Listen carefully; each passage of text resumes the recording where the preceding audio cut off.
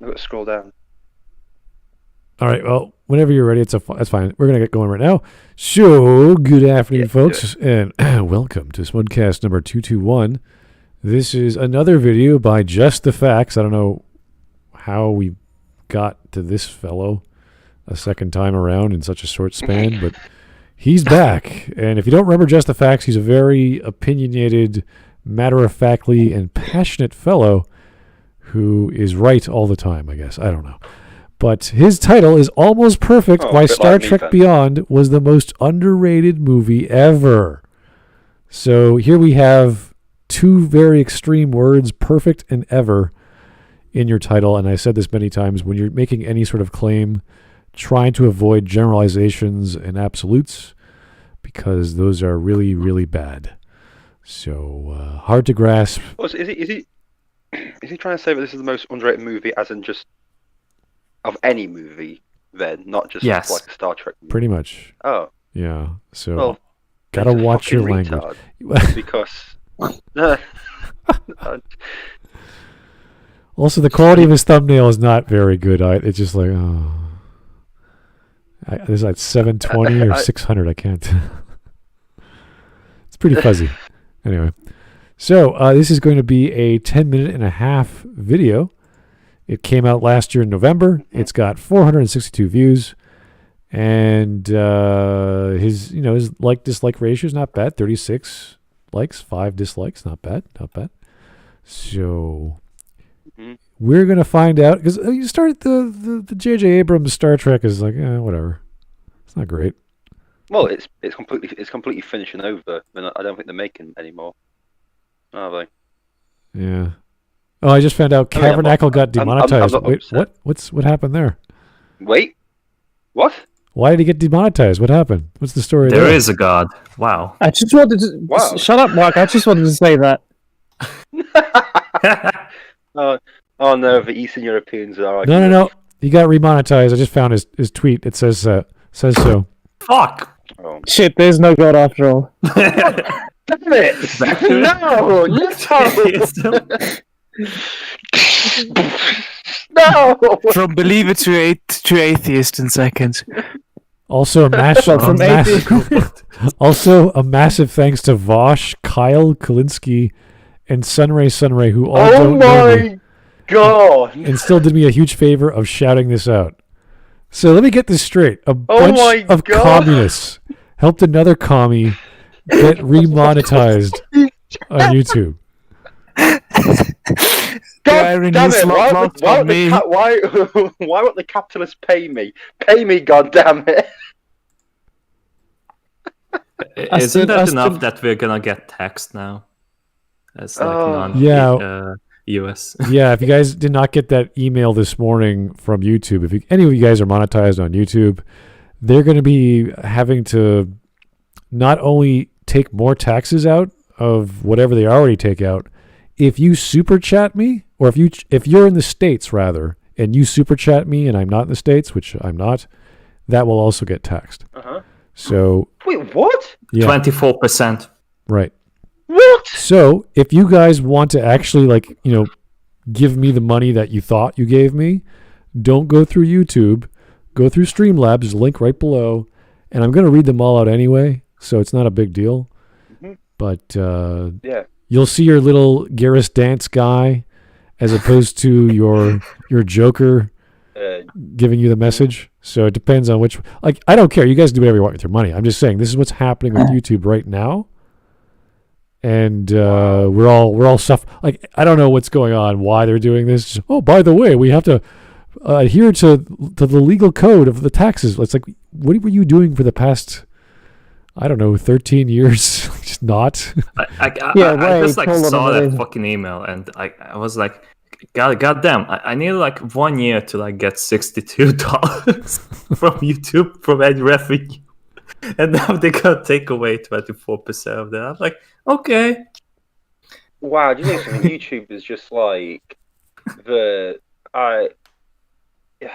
fuck YouTube. Good God, it's just one of those things where you just a bit like, wow, really? 24%. They've been making enough money already. Here's an actual YouTube tweet from Team YouTube replying to the Cavernacle. Following up, this was our mistake and your channel has been reapproved for monetization YPP. Our apologies and thanks for being patient as we sorted it out. We also followed up on this thread. Update to you, this was a mistake during the review process and your channel has been reinstated. Okay. All right. It happens. Can't demonetize a commie. That's bad optics. Yeah. Interesting stuff. So it started off yesterday. So my YouTube channel has just been permanently demonetized for harassment, which I've never done. I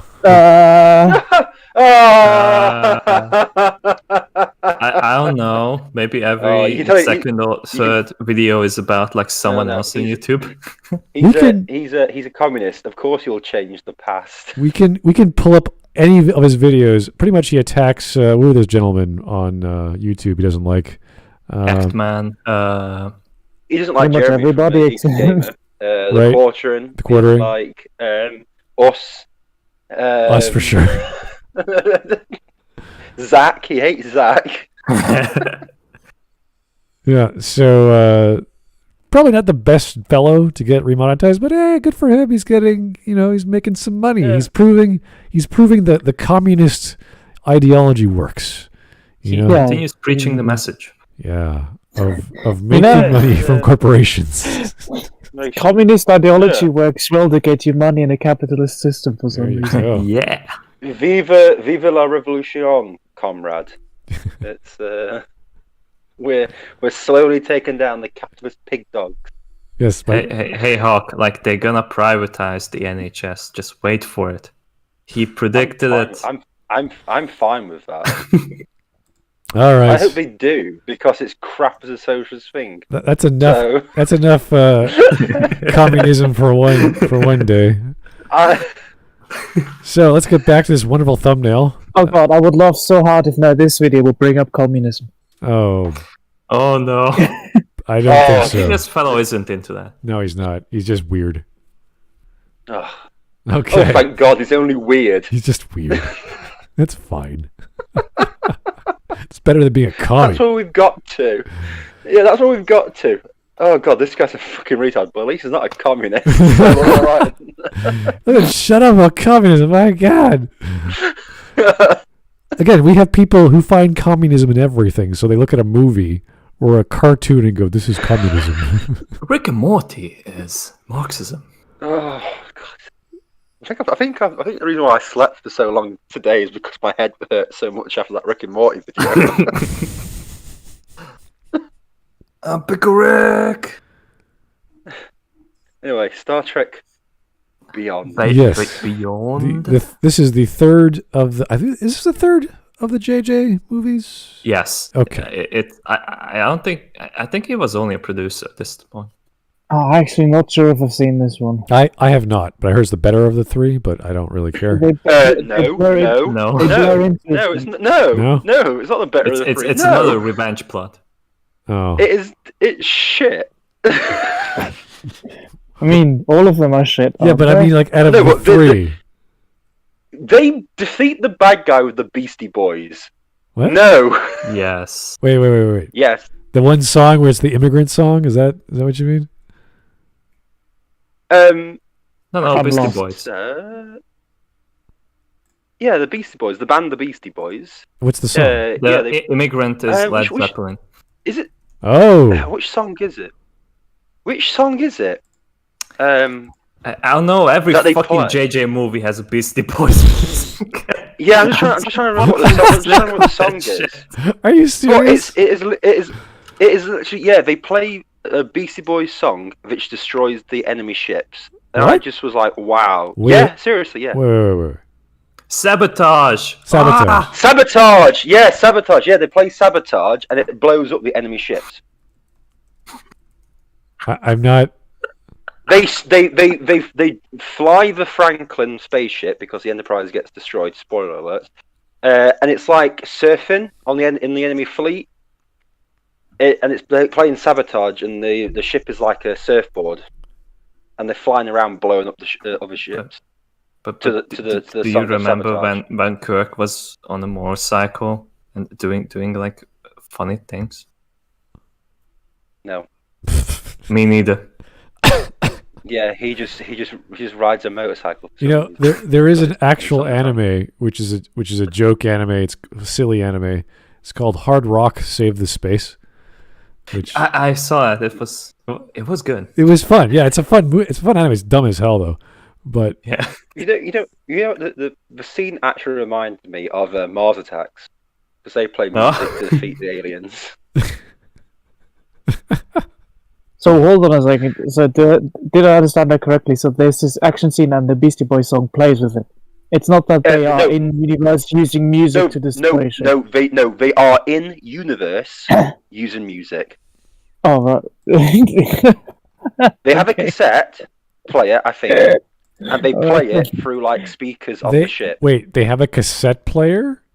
Yeah, I think it's a cassette player. Yeah.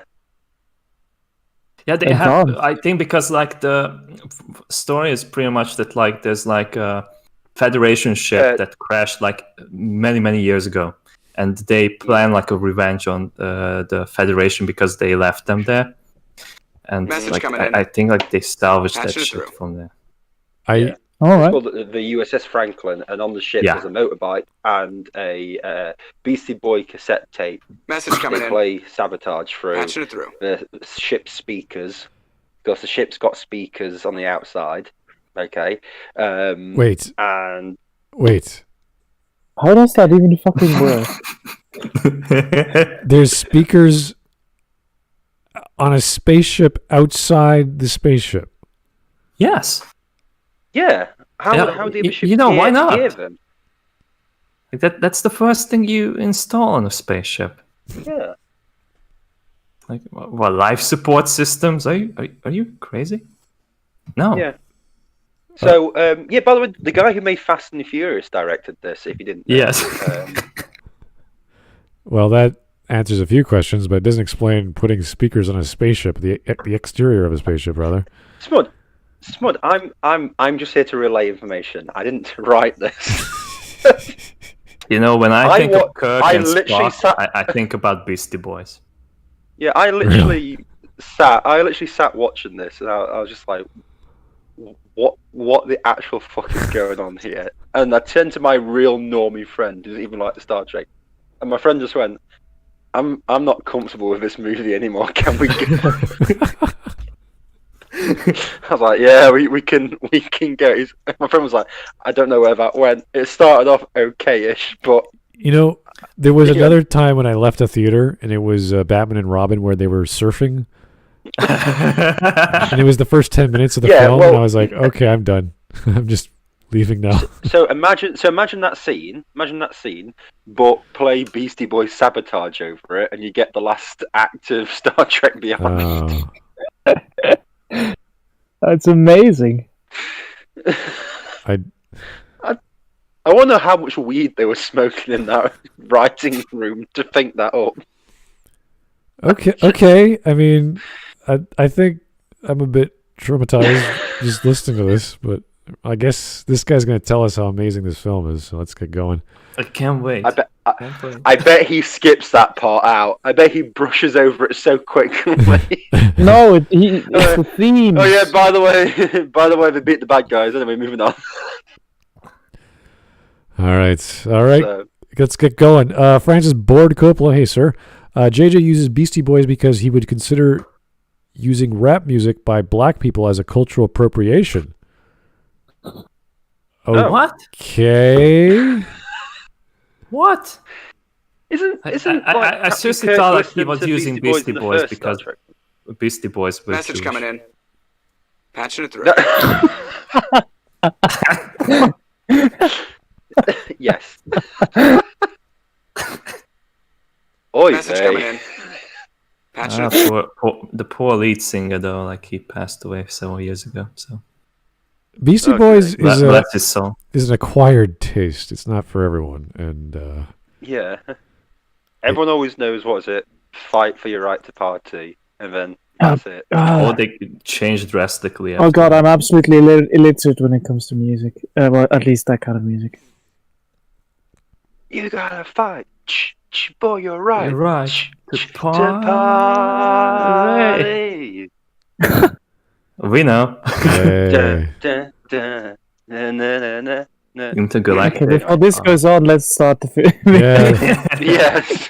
I thought it would be If you'd like to intergalactic. hear, if We you'd like apologize. to hear Sarcastic Hawk sing all the hits, just subscribe to my channel. All right, let's go. Ron Rushin, that sounds like an acid trip, dude. Yeah, I know.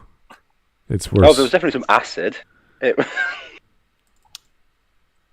Oh dear. Here is Solid Redfield Gaming. Pretty sure the Cavernacle's real problem with the quartering is just jealousy over Jeremy being able to grow a full beard. You know, that man can grow a beard. I mean, he can really do it and just let himself go, and you wouldn't know if it's like on purpose or just nature doing its thing. You have no idea. Yeah. Someone says that if he shaves, you know, it comes back within like 48 hours. Mm-hmm. Wow. Yeah. All that protein just pulling out of his face. Pumping, just that pumping. testosterone. Just pumping out of his face. Yeah. Ooh. Jake the Surgeon. Guys, I have the next big thing. Whale cheese. Wait. No. The pretentious Californians will break bank to get it. Can you imagine domesticating whales? Just to think about that. Just stop Star and think. Trek 4. Yeah, Star Trek 4. The quest for whale cheese. Voyage home. We need the largest ocean mammal to produce milk. And lots of it. Well, we need whales, obviously, because that makes sense. Yeah. Switzerland is gonna be like, oh yeah, finally something new. We Switzerland need... is sweating nervously. Oh no, God, we would absolutely fight it because we have no oceans nearby. Yeah. You have a navy though. Explain. Yes, that. we do. You know, for that one. Hey, we have a couple of lakes, okay? A couple of very big lakes. To put this in perspective, Switzerland is completely landlocked, as in not just like Yes. there might be a bit near it. It's like you've got Sweden, you got Germany and Poland, and literally in between them and the nearest sea. Poland. No, I think Yeah. the nearest sea is between Italy and us. As well, Italy's between us Italy. and the nearest sea. Right. Oh yeah. Oh, it's one of the things. But yeah, you have a navy Mediterranean. that rivals the greatest of navies. Yeah, the Hungarian one. We're surrounded by enemies. Mhm. Well- so you built a navy. It's anything that gets you to Message your coming in. cheese. So if there's you Patch can it make through. cheese, they're probably interested in it. They're going to probably put some subsidies into whales, like renting parts of the ocean. If whale cheese becomes a thing, we'll drill a tunnel to the ocean and we'll have then our domestic whales and we make the best whale cheese ever. Oh, That's how that would work. Yes. Yeah, that's how it works. Yeah. okay. That is. What's Europeans in our tunnels? I mean, they are large animals. I mean, they can facilitate lots and lots of milk, but that is. I mean, you gotta imagine the pregnancy cycle of a whale when they lactate, all these other factors, storage, maturation. Message Like, coming in. holy crap, that's a lot of hormones. Patching it through. I'm not talking from the whale, but in the milk itself. Like that's milk for a baby whale. Mm-hmm. Just think about that. Yeah. All right. Rhino milk, spider milk, whale milk. Wow. I mean, I'm up for it, but I just want to know what the end result is. Next thing, they'll be making things out of like human milk. I just wanted to say that. No. I don't see No. any problem with this because that would be the most natural thing in the world. So anyway, Francis Board Well, they Coppola. have to, haven't they? There's breast milk. There's breast milk ice cream. Chest milk, yeah. Just okay. Cavernacle needs money for e-girls and painkillers and orange chocolates.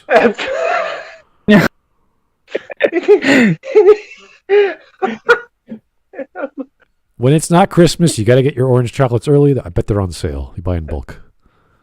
They're probably a bit old, but you know. They're available all year round in the UK. Yeah, but I don't not. understand. But why would you buy them all year round? I mean, that's silly. I mean, that's yeah, like buying panettone. Like, why would you buy panettone all year round? It's only for Christmas. Because it's fucking tasty. Yeah, but you don't do it because it's tasty. You do it because it's Christmas. You don't. When I buy panettone, it's because I like it. You do it for gifts, but you don't actually actively pursue it. You're like, oh, I gotta get rid of this crap from Christmas that no one's gonna eat because there's so much of it. No, well, so when I'm in the shop and I just looking for something to eat or something, and I see panettone, I'm like, maybe I get some. If it's like $2, I'll be like, yeah, sure, why not? Yeah, but like $2.50, that's way too much. It's free. Over here you can find mini panettone, so it's a very small one. Those are good for kids. Yeah, exactly. All right. Jake the Surgeon. If whale cheese can't be a thing, then walrus cheese is a decent backup. Okay, I mean, that's basically the sea cows of the ocean. So, yeah, that could work. Walruses. Again, I am open to consuming every part of the buffalo, so I'm sure that walruses are a close second to water buffaloes. If you guys don't know, mozzarella de buffalo comes from water buffalo, so it's delicious. Mm-hmm. Oh, cool. So I'm always up for eating and trying new things. Anyway, 10 minutes and a half on Star Trek Beyond, almost perfect. Why Star Trek Beyond was the most underrated movie ever. Let's get going. Let's go. Star Trek. Undoubtedly one of the most influential science fiction franchises of all time. Through its original series in the 60s, The Next Generation in the 80s, and Deep Space Nine, it's continuously redefined and innovated in the genre to the point that practically every other science fiction series exists in its shadow. It's presented an idealistic vision of the future and shown us how problems can be solved through ideals and philosophy. Wow, what the hell is this? How do we fight these aliens? Have we tried fucking them? Why does everyone always just assume that Kirk just shagged everything? You know, he's not that kind of guy. He really isn't. He's not actually that kind of character, no. Even when he's flirting with women, it's mostly to achieve the mission objective. He doesn't go around sleeping with everyone. He doesn't go around beating everyone. He's I don't know why people zeroed in on that.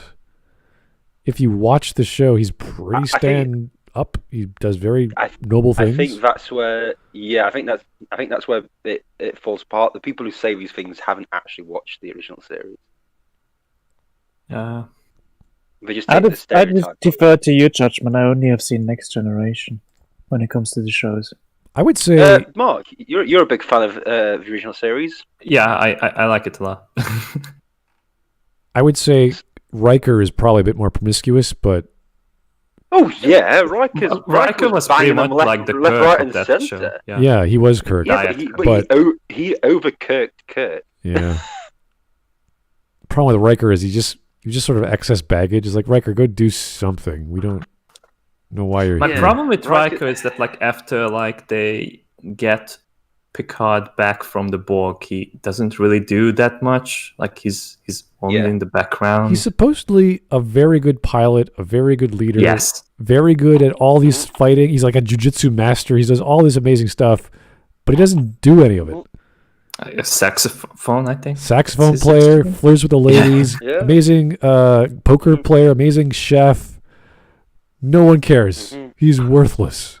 No one uses him. Yeah. Yeah. I feel like Kirk was I really like Cisco, but Kirk was probably the Star Trek captain, because every other one had something else that was in the judgment. Kirk always knew what the fuck he needs to do in the situation.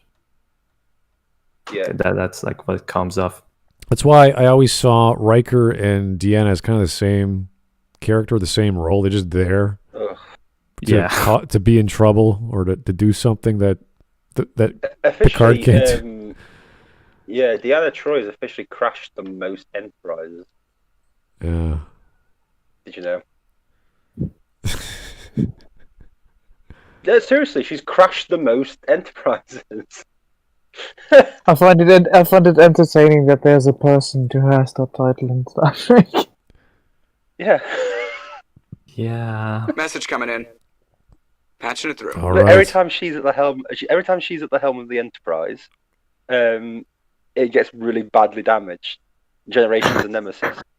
Women driver, eh? Mm-hmm. I like when was it the one with Kirk in it, the Next Generation movie, Generations. The Generation. Generation. the console pops up from the ground as a joystick, and I'm like, are you freaking kidding me? Oh no, that's not. That's that's Insurrection. It's Insurrection. Insurrection. Yeah. Oh God. It's Insurrection when they're fighting the sonar, which is spelled exactly like sonar is. That's Yeah. that right? That was a terrible movie. I was like, are you joking me? Really? There's a joystick, a 2D joystick. Yeah. I just like, wow, like holy shit. All those movies that- should be just destroyed, like buried in the desert or something. Yeah. All right. Anyway, Jake the Surgeon. Here we go. You guys should check out Just Right's Attack on Titan video. He unironically interprets the Jewish question. Wow, it's pretty anti-Semitic. Yes, I haven't watched it yet. We will see. I have. What? Seriously? Oh, he does. It's as if he never watched the bloody series. Now, Attack on Titan, not everyone likes it. I'm not a huge fan. I like the first season. I didn't get into the rest of it.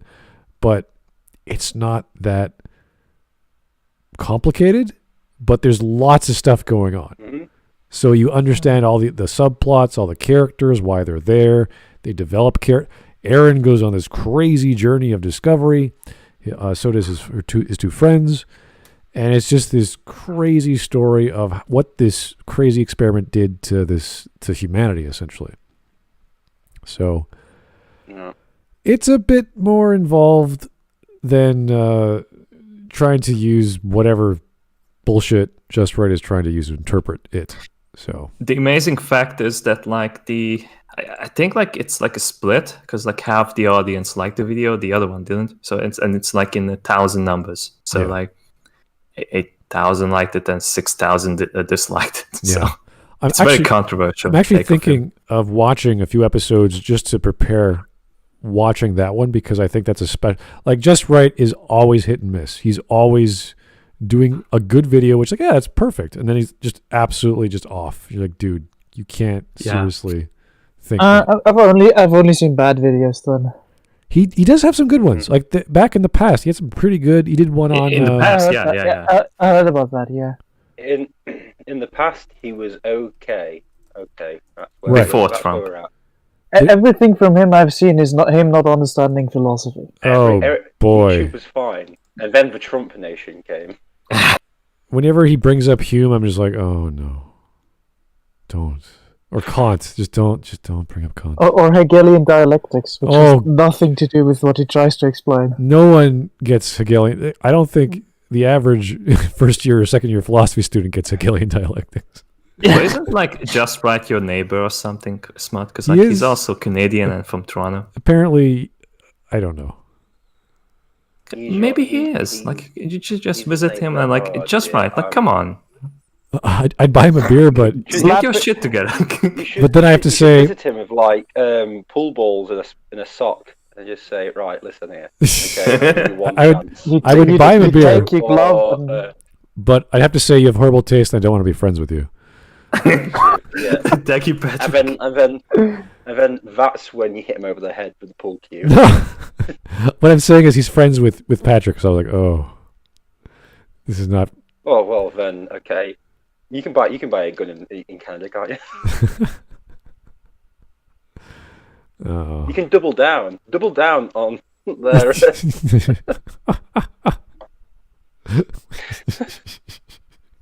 on their sides of the coin. Oh God! I now just remember where that was from. Like, oh no. Yeah. Oh, by the way, we've now spent an hour talking about anything other than Star Trek Beyond. All right. Let's back to the video where Kirk has sex to solve problems. Apparently. You can get Luke Skywalker's touch more tit think Kirk did. Oh, all right. Well, he learned that lesson in TLJ. Yeah. Oh. Mm-hmm. Oh god, now I remember. Now you're That's why many fans of the series have been frustrated by the big budget reboot directed by. All right, so he's admitting JJ doesn't know what the hell he's doing. All right. Great Yeah. start. Well, JJ admitted that. JJ also admitted that he didn't know anything. He also admitted he didn't know nothing about Star Wars. Message coming in. And yet people are giving him stuff. Patching it through. It's like, okay, cool. This man's a hack. Why do people keep giving him these things? For some reason, he's actually somewhat good at putting butts into seats. Oh, definitely. He is great at that. Okay, he's good at making gullible people go into cinemas. Right. It's like, okay, cool. All right, here's Francis Board Coppola again.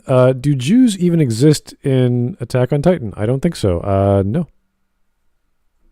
They don't. Not that I'm aware of. Okay, no, all right. They're just the remnants of humanity, essentially. Oh my god, I just feel like somewhere Hitler is smiling. Just It's a pretty bleak story, but it's cool in its size and scale. And then they start figuring It stuff didn't out. manage to keep me.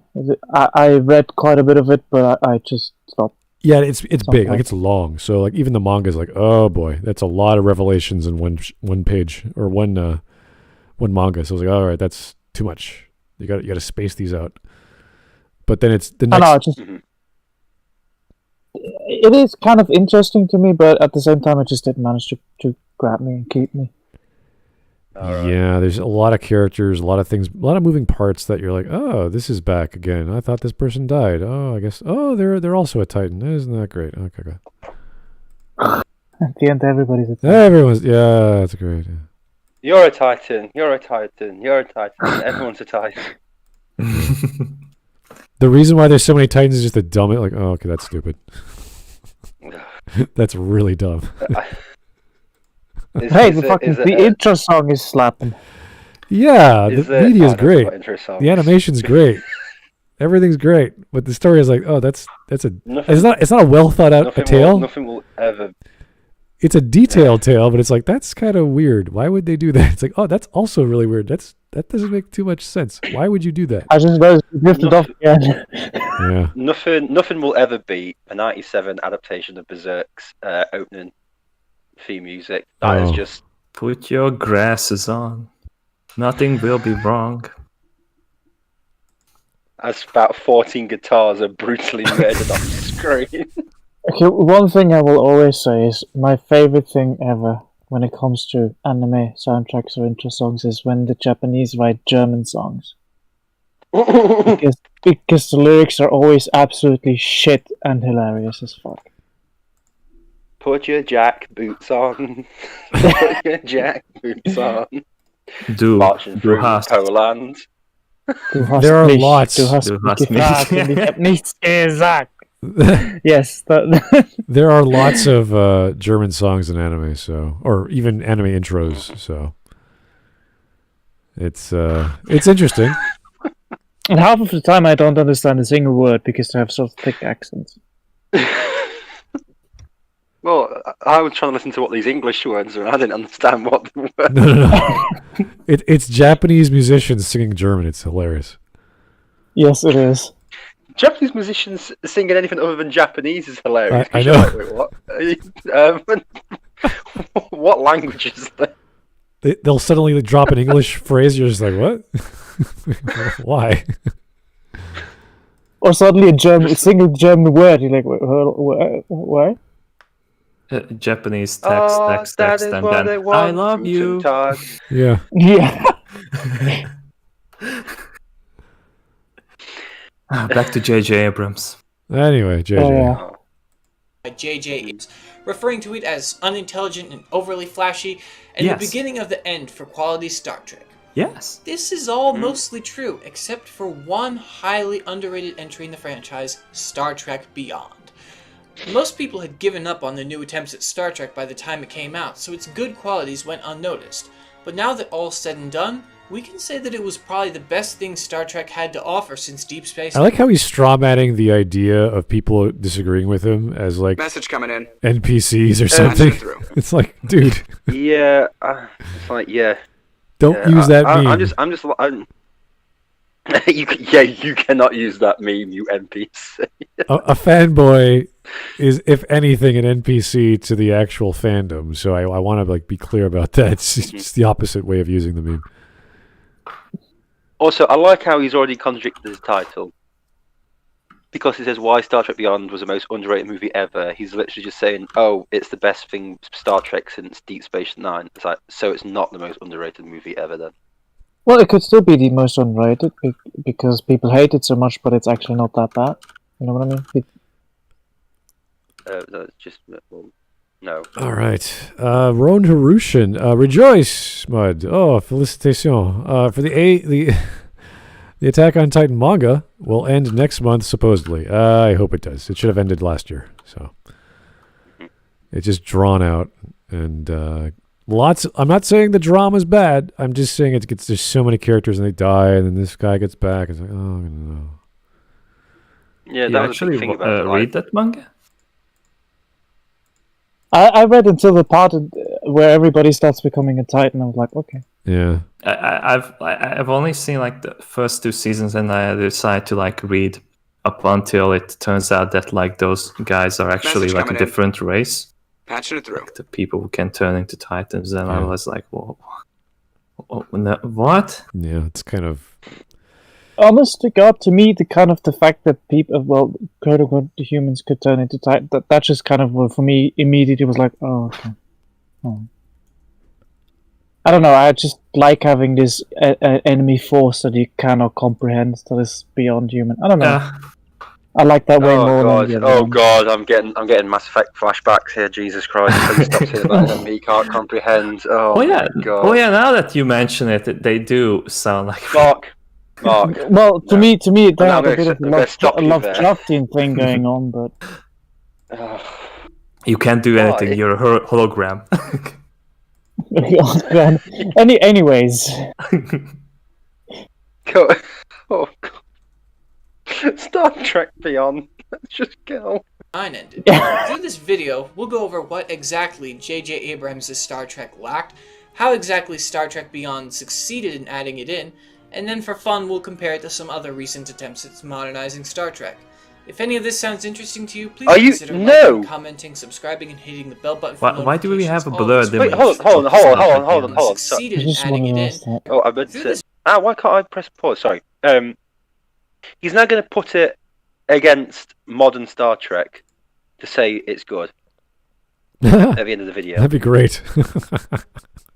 I'm just literally wow versus Discovery and Lower Decks. Well, that and Picard, that'd be hilarious. Like just, oh my God. And Picard is What a I'm like, contest. yeah, but look, it's better than these three. I'm like, yeah, I've seen car crashes with hundreds of victims that are better than the new Star Trek stuff. It's not that difficult. A fire in the Ugandan orphanage is a better spectacle than Star Trek Discovery. I'm just saying, it's not too difficult to... Fucking hellfire. Here is Joe Crazy. Hey, Joe. Doesn't Elfen Lied have a German opening? I don't remember. It does have, yeah. I know it's a poem of sorts, but I don't know the exact language. I do know the artist in the opening was Gustav Klimt, because his. I got that. Yeah. Yeah, it's like wow. Sorry. It's very noticeable or memorable for me at least, because I studied art back in high school, and I was like, oh my God, they're using that. And they're using the characters and they're using the poses. Like, oh my God, it's great, it's cool. The only German I know is Augustus Gloop, and that's about it. Gloop. Okay. Sorry. They like the whole German-Austrian vibes. They put some music as well as the artist in there. Okay, fine. Be fancy, Japan. Well, yeah. I don't care. German and Austrian. Well, Germany and Japan, they were allies in that disagreement Oh, for a God. long time, weren't they? So. Oh, jeez. that slight tiff the world had in the 40s. That's one explanation, I guess. Yeah. Which is kind of funny that they don't invite Italy to their little gatherings. It's like, hey, I was on your side, and like, no, just close the door. Let's not talk about that ever again. Oh boy. All right. So how does this gentleman on the left fix the Star Trek, the new Star Trek, new Trek? How do I say this? By playing Beastie Boys. Remember, Simon Pegg also helped to write this as well. Yeah, that's what I mean. Like, I'm sure there's parts of it which are good. If Simon Pegg helped, because he's not a horrible writer, but oh yeah, and he's also a big Star Trek fan. Right. He's a huge Trekkie, yeah. So I don't think the entire script would be garbage, but if what you're saying is true, then obviously someone had some involvement. Oh, the entire script is absolutely garbage because the whole setup to the movie just doesn't make sense anyway. So it's it just doesn't make sense. I haven't seen it, so I can't comment. But well, if he starts talking about the plot, I'll explain more about the plot. I can't really say much now because it'll just go over your heads. Okay, so, that would be appreciated. Yeah. Okay. Beyond succeeded in adding it in, and then for fun we'll compare it to some other recent attempts at modernizing Star Trek. If any of this sounds interesting to you, please consider liking, commenting, subscribing, and hitting the bell button for notifications. All of this really helps the channel. I kind of first want to see what you do Before we with that discuss stuff. what new Trek, and that's what we'll call it because it's simpler, what it got wrong, let's take a moment to remember what it got right. If we manage to put the lens flares aside, which is a difficult thing to do... I can't, I'm now, blind. The visual design is outstanding. The acting is world-class across the board, and the soundtrack is The acting is world-class? Okay, Carl Urban as Bones in the first movie, I will say he's really good. I like Carl Urban. He is a good pick for DeForest Kelley replacement. Yeah, for Bones. He pretty much he got the feel of it. He nailed it, yeah. Yeah. And I think he's a redeeming quality in Into Darkness as well, because that film's crap. Utterly shit. I just copied a better movie. Much better movie. Yeah.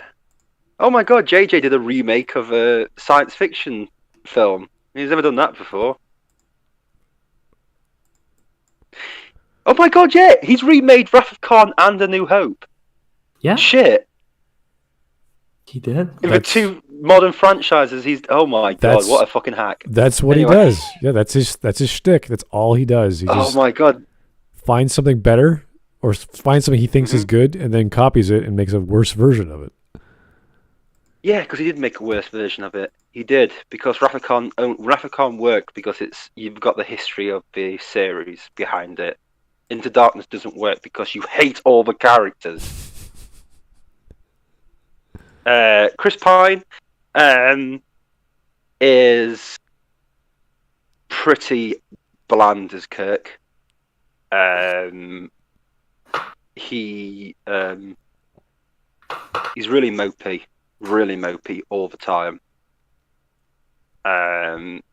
Even when he's trying to be like what William Shatner was like, it's a bit like it's just an act. He's just upset all the time, and it's just like, okay, we get it. You're a miserable cunt. Okay. I remember he was infected with a bee sting for like 10 minutes or so. It was like, geez, this is dragging on.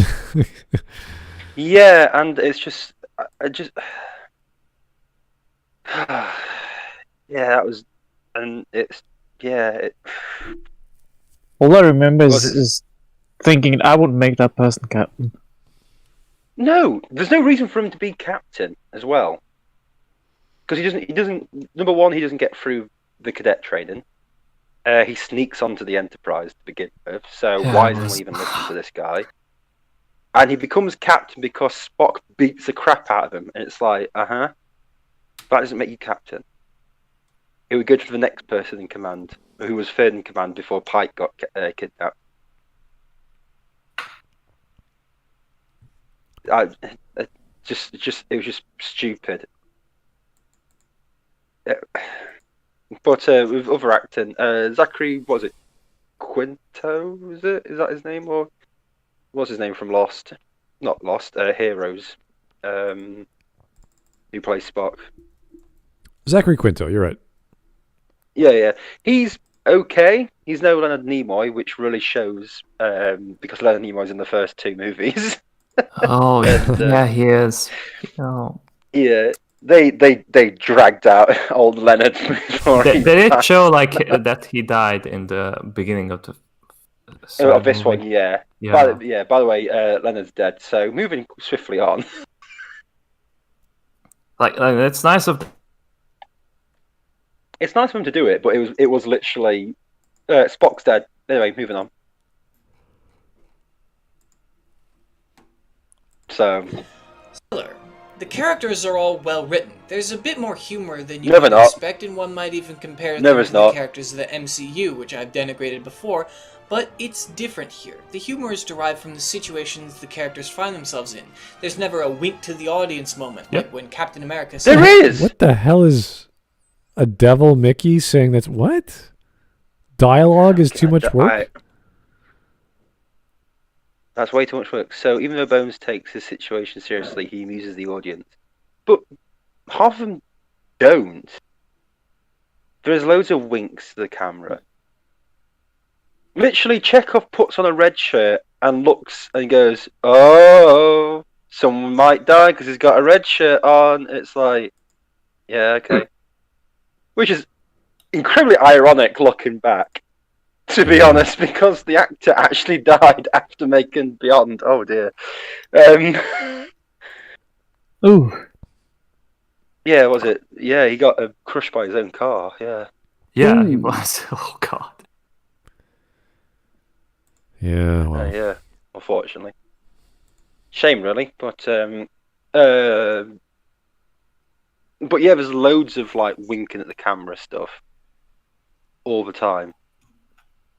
They're like the characters are like grumpy teenagers in 30-year-old bodies. And it's just embarrassing. Really embarrassing. There's no way that they can beat any. There's no way that they complete any mission whatsoever. When Uhura and Spock are having a couple's tiff in the middle of a volcano. Yeah, okay. What's this, Riverdale? Jesus fucking Christ, there's a mission to do. Alright, let's keep going. That is America's ass.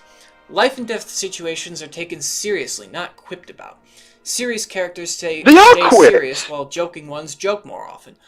All told, it seems like we have a solid foundation with good visuals, characters, and soundtrack. The story should be the number one. With the plots. Yeah. A plot is normally driven by the relationship between the protagonist and the antagonist. What? Really? No. Wow. If you guys don't know what a plot is depends on what your definition. I use the E.M. Forster definition, where it says, okay, here's a story. The king died and the queen died. That's just stuff happening, yada yada. A plot is the king died and then the queen died out of grief. There is a reason and causation for why things happen. So a plot is a character who wants something or a goal and a reason why he wants that thing. So it has nothing to do with an antagonist. An antagonist can have their own plot. Doesn't matter. You can have a story with only one character. So at that point, it doesn't matter what you call that character, protagonist, antagonist, doesn't matter. You're just a guy who wants something and a reason why he wants something. That's all a plot is. And the people give the surface explanation where it's like a series of events in succession. And we need the motivation and reasoning why those events occur. That's E.M. Forster's definition. So I don't mind that JustTheFacts doesn't know that because he's trying to explain what a plot is, but all you have to do is look it up. Go to Wikipedia. You could use a textbook definition, which I don't agree with, but just use that. I've never heard of needing an antagonist for a plot. That doesn't make sense. Anyway. No, Yeah, and these three antagonists are so fucking bland. If they're the ones moving the plot forward, no wonder the plot's fucking shit. Name two of those characters, and no, you can't say Khan. Go. Nero. For Khan. the first guy. Last guy, I Yes. don't remember. Like the captain of that Franklin. Captain of the Franklin, yeah. I watched the movie. I can't remember his name. I can't actually remember his name. I know he's played by Idris Elba, so that's it.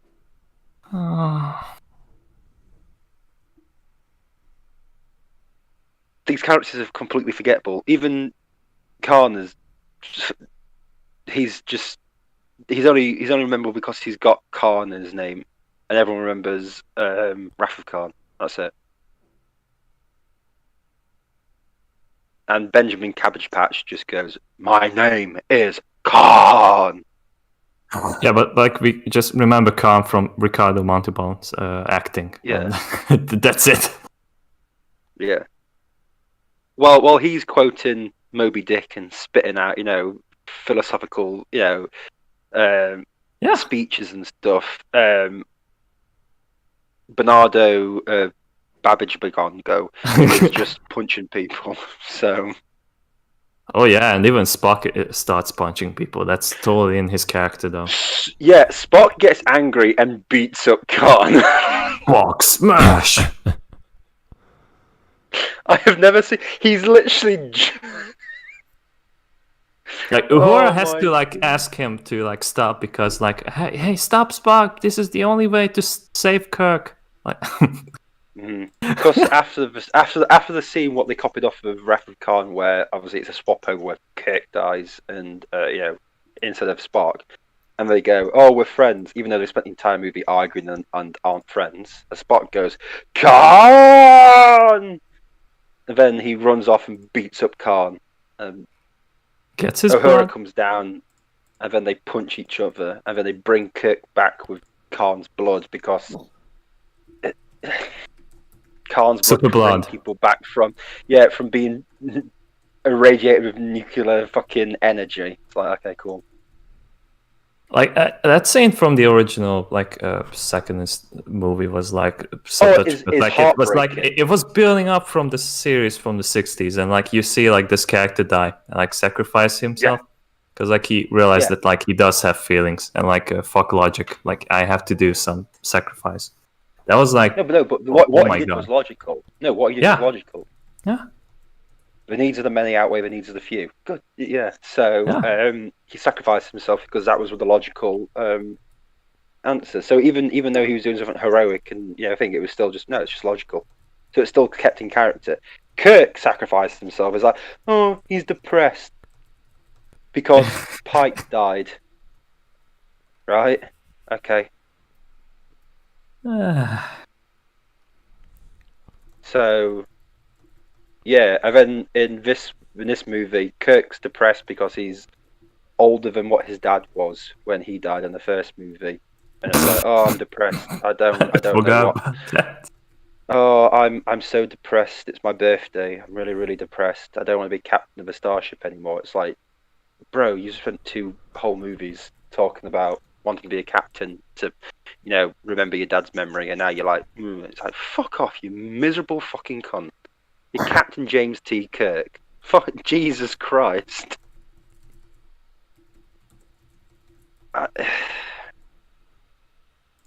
Yeah. But plot-wise, villain wants revenge on Vulcan in the first one. Into Second Darkness, one, villain wants revenge. Villain wants revenge on Starfleet. Oh no, wait. First film is villain wants revenge on Starfleet. Second film is a villain wants revenge on Starfleet, and the third movie is a villain wants revenge on Starfleet. So, yeah. Yeah. Is there ever gonna be a break on? Well, there is because thank God it didn't make any money, that much money. So I don't like to say this, but thank God the Chekhov's actor died and they can't make any more. They literally stopped because of that. Otherwise, they made Star Trek 4. Is the original Chekhov actor still alive? Yes. Okay, Yes. then they can bring him back. He is old though. On the bridge. He is old. De-age him with George the Takei. CGI. Walter Koenig is 84 my. years old or something. Oh my! Just put him in. Or like get Chet there, like actually like agree like to his demands, and let him ride the horse. Yeah. Hey, he did some good horse riding in Generations. You can't deny that. All his own work, baby. All natural Shatner. Oh. They did make him wear clothes, though. He didn't want to do that when he was riding. Anyway. Love you, but put the pants on for this next scene. No, Shatner does what Shatner does.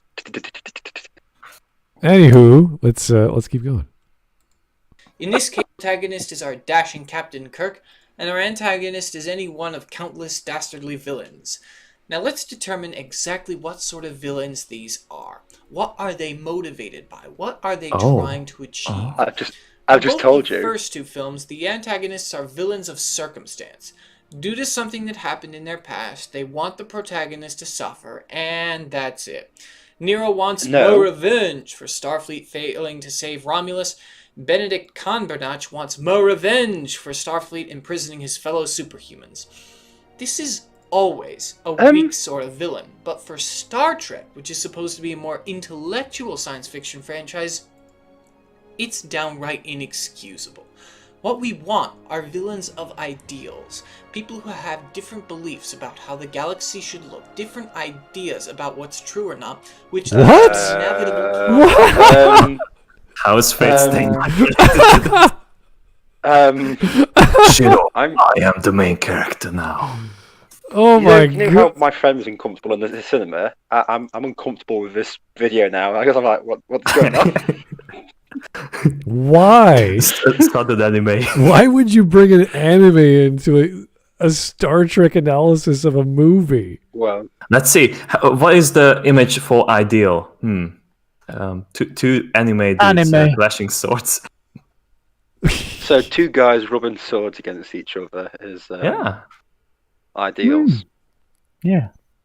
Oh my god! It's behind the green door all over again. Yeah. Oh. What is this anime? Why did he actually bring up Fate Stay Night? It's Oh god, don't get into that.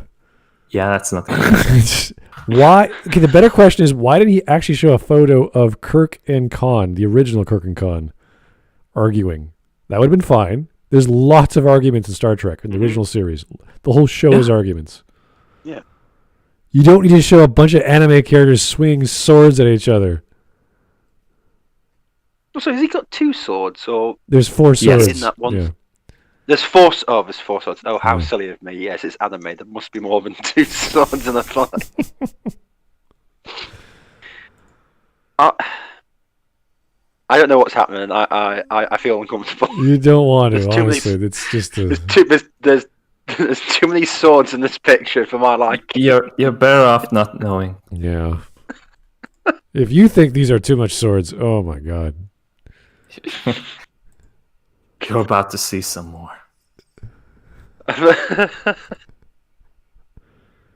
Shall we continue? Anyway, yes. Anyway, I want something else than Shiro. Guys, don't use anime as an argument. As much as you love your anime, the Ten Commandments. Don't. Okay. It's fun. It's simple. It's accessible. It's cute.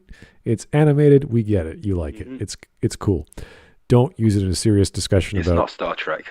Yeah, you're comparing two completely different things. So Message coming in. Don't patching it through. Don't do that. Okay, Alex Halo. Did this guy know I just got here and show Fate? What? Yes. Alex, you're not gonna start gushing about Pokemon or what was the other thing I don't want to talk about all the time? Neptunia? No, not Neptunia, the other one. But now you brought that up. Oh, I forgot. Fate, whatever. Wow, you just opened up some floodgates. That was like already removed from my memory, and now it's like, oh. Alex, hello. You just put your weebiness in a box for now. That's why we have let's Fridays. Just get through the Star Trek video. And that's why I go on to Morning Nonsense every Friday just to get it out of my system. So, anyway. Get it out, yes. So Shiro versus Archer is not an argument for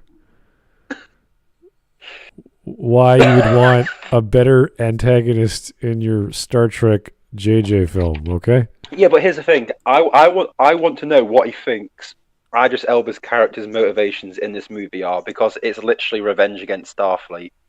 So I want to know what it is, what he thinks it is, because it's literally the same as the other two villains. So this is is not improved anything. Message coming in. This is not Patching it through. This is not a good argument anyway. But anyway, let's just keep going. Zach, no. So from the beginning, these plots are destined to be uncompelling. Star Trek 09 manages to overcome this and has a plot that's simple enough for the normies to like it, making it an average film, while Into Darkness has a plot that's both complicated and uncompelling. It's not complicated. No, it's not complicated. No, it's not complicated. It's a copy that failed miserably. Has gotten boring, so Jar Jar Abrams runs off to ruin Star Wars, and they bring in a Fast and Furious director to do the third reboot film. It keeps everything good about the previous two films with well-written characters, nice visuals, and an out-of-this-world soundtrack. Message coming the surface-level plot is simple enough. The big bad guy Krall wants to attack a Federation outpost using an ancient weapon, and he destroys the Enterprise and strands its crew. And hey, they even got rid of the lens flares. So far, so good in terms of matching Star Trek 09. But did it exceed that film and become above average? Did it give us an Wait, did he spend the past 2 minutes bashing the movies? Yes. Yeah. Are you literally saying, oh, it's slightly a bit better than Star Trek 09? God, your levels of like what you think is good. You literally go like, well, it's not dog shit. I mean, I know it's horse shit, but it's not dog shit. He admitted to all these all these problems, all these bad things in the movies, and now he's like, hey, it's above average. Is it above average? It's like, what are you talking about? By the way, I will say, good visuals. He's not explained what the good visuals are. Good characters. He's not described why they're good characters. He's just said so. And good soundtrack. He said, oh, it's just a good soundtrack. He's not provided any bits of evidence that those three things are true. I could easily say those three things are lies already, because the Enterprise looks like shit. They've had to redesign it 3 times in this film series because they could never get it right. It always looked ugly. So that's one thing wrong with one of the main bits of visual, visuals, because that's what a lot of people go to see, like the fucking spaceships. Message coming in. The soundtrack is boring and forgetful. It's literally like, think of any music outside the original fucking, or that.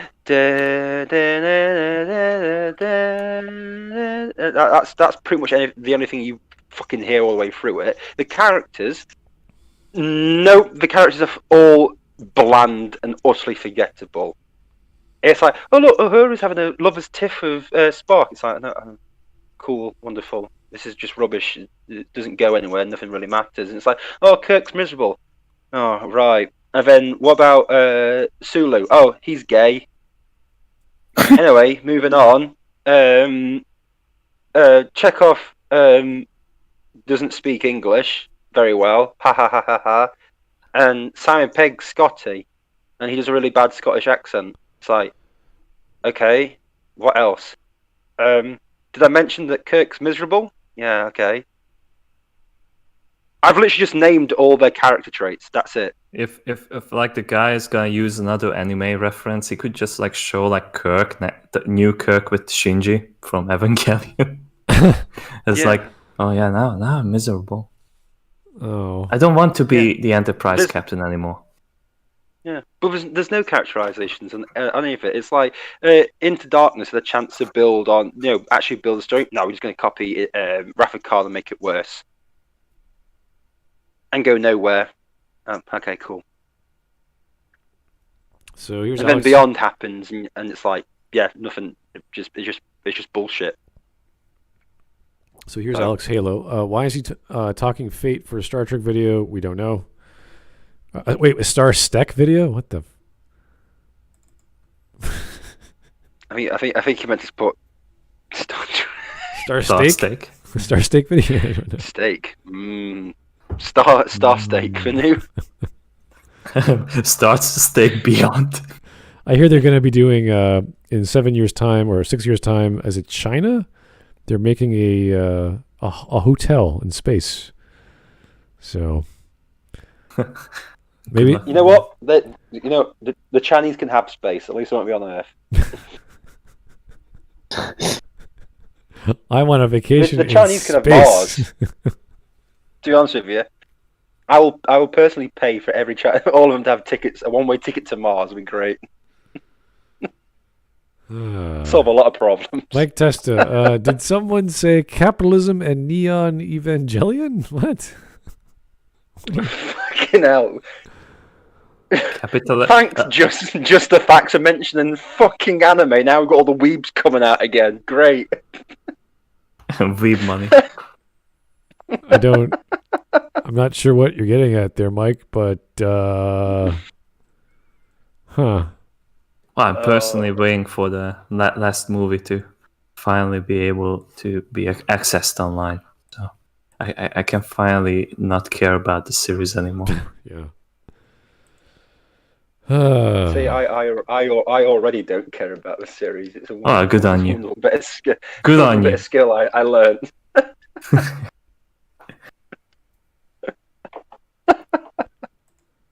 All right. Oh dear.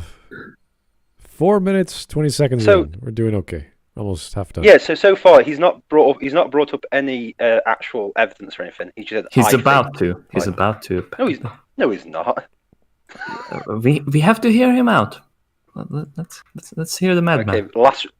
The last words of a condemned man. Okay. I'll let him have it. Protagonist with ideals of his own, with his own vision of what the galaxy should look like. Well, let's hear it in his own words. Federation has taught you that conflict should not exist.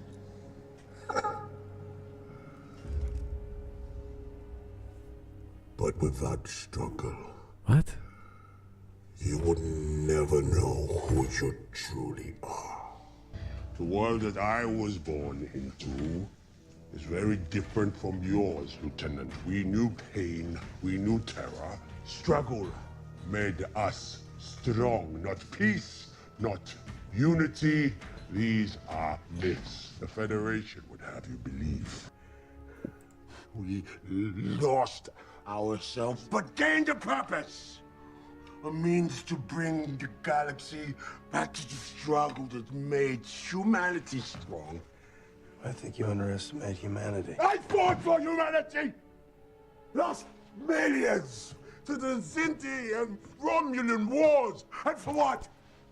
For the Federation! Oh, look at that little lens splatter. Look at that. Oh. He didn't get rid of the Yeah. lens flare. I lied to. No. Yeah, they literally still have tons of lens flare in this movie. I just waited for actual scenes to So show his it. entire to argument realise. went down to the dumpster.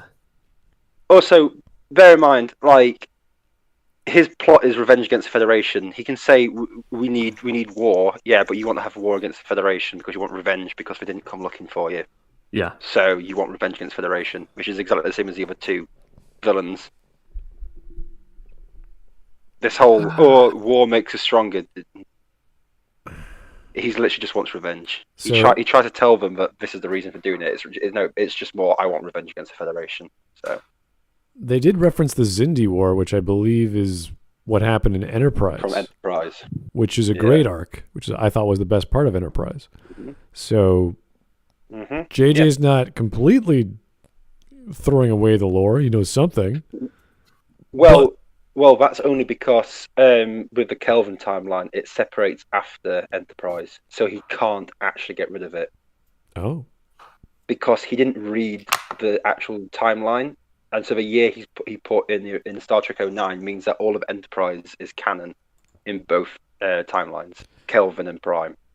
What? Hence why Discovery tries to make out that Enterprise didn't really happen. Oh. So yeah. That is... They messed up. They wanted the Kelvin timeline to happen before Enterprise, but messed up. Oh, dear. So that's why Kirk is someone else, but Scott Bakula is still... Yeah. Oh, boy. Jonathan Archer. Okay, fine. That's weird. Well, because the NX-01 is actually a little model in Into Darkness on Admiral Marcus's desk, because it shows all the ships that he's got in the movie. It's like a timeline thing, and the NX-01 is on the desk just before the Enterprise and stuff. So there's a nice little nod to it. Right. Okay. Sorry, I'm a big Trekkie. I do apologise.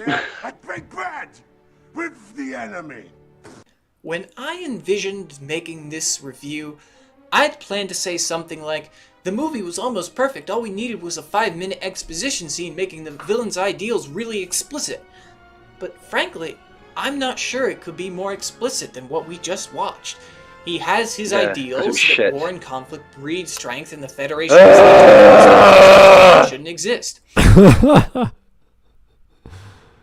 So I don't know what he means by the scene is underwritten. Does that mean? Can I just ask you something? How many wars did Trump start? I don't. Why that question? I don't pay attention. I don't know. Because he's got "Make Humanity Great Again" hat, which is obviously a Trump reference. So you're a fucking retard, JustTheFacts. You're an absolute fucking retard, because you seem to think like starting a war will make humans stronger, and you try to say that's something that Trump's done, because you're a fucking idiot. There's no reason for that hat to exist in this fucking picture. I'm just stuck on that word underwritten. I've never associated that with writing. Does he mean not developed? Undeveloped. I think that's what he means. Right. The whole with Beyond, it's loads of flashy shit. The story is, I will say, the story is shockingly bad at best. Wow.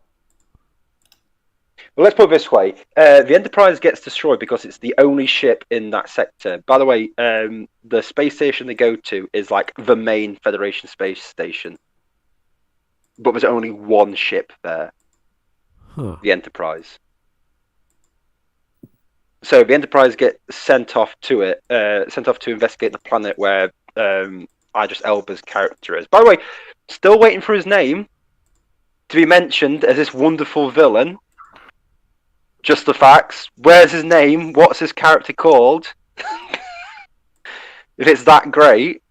So yeah, then the Enterprise gets destroyed, completely like blown up and shredded to pieces. So they have to find another ship, which is the Franklin, which they find, which is Idris Elba's character's old ship. But it's just really fucking. The whole plot is set up by the fact that there's no other ship at this spaceport that's supposedly got ships arriving all the time. That's badly written. That's a badly written start to the plot. All right, let's try and keep going here. From this, he gets a clear plan to make humanity great again by reintroducing war, leading to a galaxy that looks very different from the present one. And he's not reintroducing honestly, war. After hearing him lay it all out like that, I think I'm on board. Krall did nothing wrong. He's not. He's not. Krall. He's not reintroducing war. He's not reintroducing war. So what was that thing involving Nero and the Federation in Star Trek 09? What was that? Just a little argument over tea and scones? What? Yeah. That was pretty much they were going to war with Nero to blow him the fuck up. They're on the cusp of having war with the Klingons in this universe, because that's what happened in the original one, and it's going pretty much down that route because the Klingons want to have war with them. They're not reintroducing war because Federation ships have weapons on board. The fuck are you? Why does everyone think that Star Trek is a lovey-dovey, peaceful thing? They still have weapons to fight against stuff. Yeah, plenty of that. They're not pacifists. No, They're no. explorers and scientists who, when things get tough, can still kick ass. It's still a military organization, but with a focus on Yeah. exploration. Yeah, exactly. Exploration and science, yeah. But they'll still... There were like even like many episodes in TOS where like the Enterprise couldn't even do shit about like an alien race because they were like so much more advanced than them that they were just like fucking children to them. Yeah, but they still have, you know, they'll still put 15 photon torpedoes into your fucking ship's hull if you fucking cross the line with them. Yeah. So this whole thing, I've got to bring back war to make the Federation strong. The Federation's... This is the problem. People who don't know anything about the Federation think it's just a bunch of hippie pacifists who go, "Ooh, violence! I don't want to do that." You had Worf on TNG. He's a pacifist. The bloke put more knives in people than a fucking envelope opener. Come on, it's just. I just literally. Fucking hell. Ugh. We're halfway through this video and he's not even told me why this movie's perfect beyond I think it was because it's me. And the guy's got the brain the size of a baboon's left testicle. So it's fucking... I didn't know, you know, the small size of other... I don't know. I don't know. I just literally picked an animal at random. Peanut? I was going to go for squirrel, but that would be insulting to squirrel. Gotta think of those. Oh, just recently I got a shock in the morning when a squirrel almost ran in front of my bike. Oh, did you get it on the second attempt? No. Oh.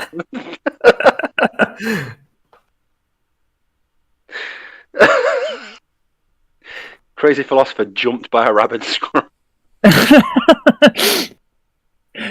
It went straight for my throat. Give me the chocolate. It went straight for my ankles. I'd never been so frightened in my life. I had my best show up socks at on work that with day. a squirrel on my ankle. It just stuck with you for the rest of the day. Locked its jaw on your ankle. Oh, anyway, let's. Also, JJ is not the best sci-fi storyteller of the modern era. He was never even close. So I wouldn't even call him a storyteller in general because, like, I don't think like there's like a single movie or series that he has begun and he could end it. He's a story repurposer. Yes, he's a mystery box. Mystery box. I got this from my granddad. I haven't opened it, but this is like the point. I'm gonna set up things and I will never finish them. And I will let someone else like shit on it in my place. Yeah. Anyway, I got the guy who wrote like Batman vs Superman. He's gonna finish this Star Wars thing or whatever. Wakanda forever or whatever. I don't care. Yeah. Out. Peace out. Just walks off. Oh, let's keep going. So he's saying to us that JJ is not very good.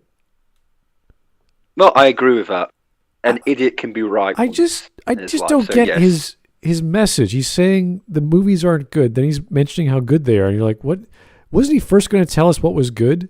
I'm still actually waiting for his description of what actually happens in the plot. Because we're halfway through this fucking video. He's not mentioned one thing about the plot. He's only mentioned a brief glimpse of the villain, and even then, his whole thing about the villain is completely wrong. Yeah, you would need to know what the fuck happened before that the villain acts like that, because I don't remember anything of this movie because my brain deleted like almost everything. Right, when the Franklin defense mechanism. Idris Elba's character, the captain finds out alien technology on the planet that will keep him alive as long as they're torturing other people.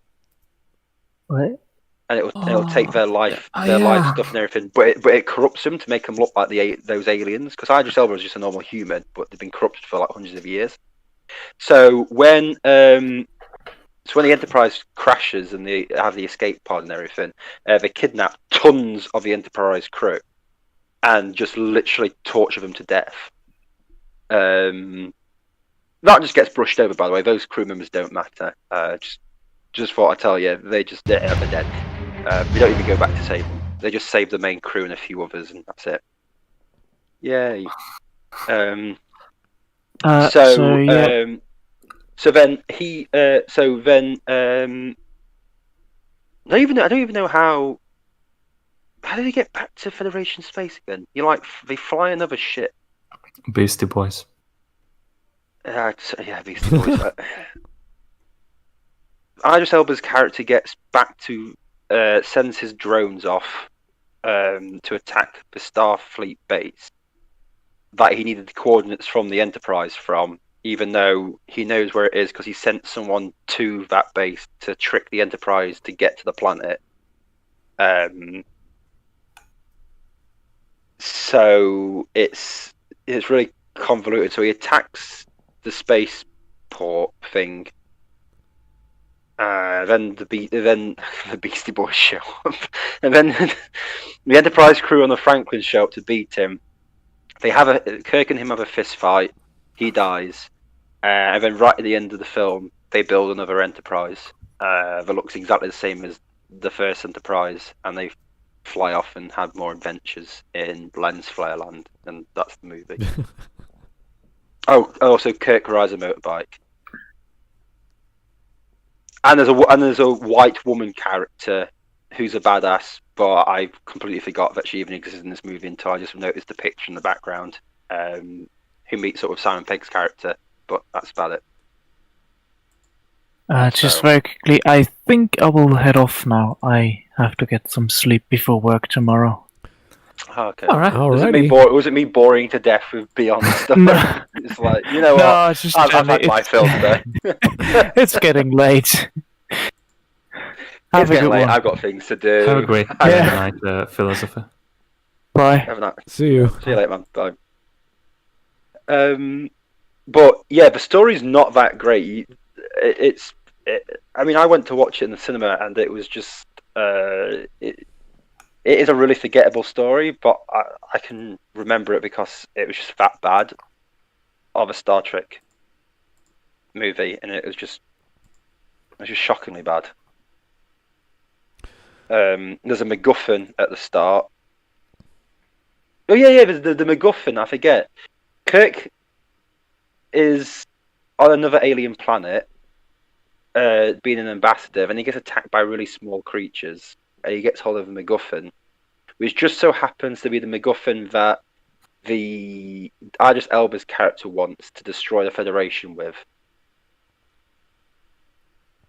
So Idris Elba knows that Kirk's got that MacGuffin somehow, and that's why he lures the Enterprise to his. It's a shit story. He has a thing the other guy wants, and therefore they have to have a conflict over it. It's like fantastic. All right. This is a mind-blowing story. But there's no way that Idris Elba's character would ever know A, where that MacGuffin was, or B, that Kirk has got it. There's no way that he's able to do that because he read the script. That's about it. Because Idris Elba's character crash landed on that planet nearly 100 years before Star Trek 09. So A, he doesn't know who Kirk is. B, he has no idea where this artifact is. C, he has no idea that Kirk, who he doesn't know exists, has gone to where this artifact, but he doesn't know where it is. Has been there, and he doesn't know that Kirk's got it, and he doesn't know that the ship that the artifact's on is actually in this spaceport that he wants to destroy to even trick into coming to his planet. It just builds up and builds up. It's like, right, okay. Also, Kirk knows that he wants that MacGuffin for some reason as well. Okay, so we've established that the plot is a bit of a silly mess, and JJ isn't the greatest storyteller. The plot ends with the fucking Beastie Boys. It was never going to be a fucking Citizen Kane. Revenge Planet died, and it's quite relevant to our current situation. If you live in a society that professes equality and peace, but is founded by bloody conquest and destruction, how do you reconcile those two sides of yourself? It also plays into the philosophical idea that history... How do I reconcile that? Easily. We have a society where people are violent? Wow, there was a war 100 years ago. How will I ever live with myself? Quite easily. I will wake up, have my cornflakes, put my slippers on, and continue like nothing's happened. Is this the argument where you have childhood guilt because of your forefathers who were in a war or something? Oh no, my 15,000th great-grandfather Ugnog clubbed someone to death in Pangaea. How will I ever get over it? I want my reparation for that hawk, you know? That was my great cousin. Oh, wait. Mark Nog or something like that. he was Crom. Ughawk and Mark Nog. But so there was a war. Your country's based on there was a war of conflict, and that's where your country is. Yeah, that's every single country. So cry harder. What do you think? Do you think communist Russia came up because they had a nice little sit down and chat and talked it out? Yeah, they were drinking like vodka. What else? Yeah, the Soviet Union came around because we played flipping, checkers, and they won. Yeah. No, they the capitalists are going, best 2 out of 3. Come on, guys. That's not unlike a certain Star Trek original series plot where they roll the dice to see who gets killed, and they step into this chamber. Yeah. Oh yeah. Mm-hmm. And Kirk got so pissed off. That's not war. I'll show you. Isn't that the one where it's like they're half and half of black and white faces? No. And the other people are. No, is that a different one? That's a different one. Yeah. That's a different one. That was a stupid episode too. That was a stupid episode. Yeah, I think I remember the one because I think didn't Doctor Who also copy that plot line as well? Where they have you have numbers of who dies. Like this battle will have this many casualties. Right. It's all simulated. People are chosen at random for who gets to get killed. And they did this because back in the day there was so many deaths. It was so horrific that they decided to leave it up to computers. Oh yeah, it was the computer episode where like 2 entire different planets were like simulating bombardments, and then they just like randomly pick people to die. Yeah. But this Star Trek Beyond is so perfect that I'm not going to spend 1 minute actually talking about the plot. So that's gonna be a quick video for the rest. Yeah. We're halfway through it. Well, we're more than halfway through it, and he's not mentioned one thing about the actual plot of this movie. So, all right, let's go. Goes in cycles. Strong men create good times. Good times create weak men. Weak men create hard times. Hard times create strong men. It is completely irrelevant for like the Star Trek universe because they're just doing fine. Yeah, Star Trek is fine. Because they're not weak men, they're strong men who found another goal. I was about to think about a similar situation. Like I think like something like this happened with the Dark Knight Rises, the Nolan movie. That Bane comes and he wants to fuck up Gotham because it's bad according to him, but in reality the movie tells you that there's no crime. All the mob bosses have been put in prison, arrested, so the order has returned. So it's pretty cool place to live. And they still want Which to is like the exact roll out. opposite of what the League of Shadows wants to do. League of Shadows wants to destroy it because it's a den of crime and villainy. But that was like the very there's first no crime movie. and villainy Yeah. now. It's like That there's was no like crime and villainy now. Yeah. Well, we're still gonna destroy you because me sad Raz died or Raish died. It's like that's Ra's al Ghul. Fuck him. Like Batman literally like brought like a working society to Gotham, and yeah. So like this is like the same like reasoning for like this movie that like the war, I gotta bring back war because that's what the Federation should be about. No. It works just fine. The Federation doesn't want war, but it can fight a war if it needs to. Yeah. Damn right. Sorry that the Federation isn't warmongering. Warmongering would be like something like the Romulans, really. Yeah, or the Klingons. Killing, in that age. Yeah, but also the Federation can beat both of them. Hence why the Romulans do sabotage and stuff a lot of the times, because they don't particularly like fighting the Federation up front. Yeah.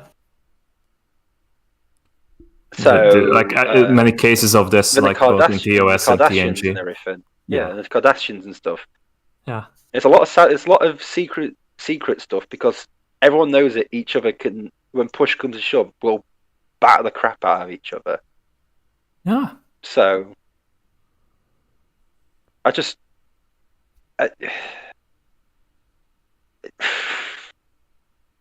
don't know where he's going with this. Like, but it's like saying, weak, good times create weak people. Yeah, but there's good times, but the Federation is still strong because the people are like not sitting on their laurels. They're constantly striving to be better. Yeah, definitely. They're exploring the galaxy to try and get better. Except for Discovery. Except for Discovery, where they're just going, I swore, fuck yeah. Didn't you know I'm gay? Yeah. Cool. None of them even look fit, like that they could like handle like a critical situation where you would need to like use your physique. The only thing the crew of Discovery would be good at is if the ship crashed, if you ran out of rations, you could eat them. So that's about it.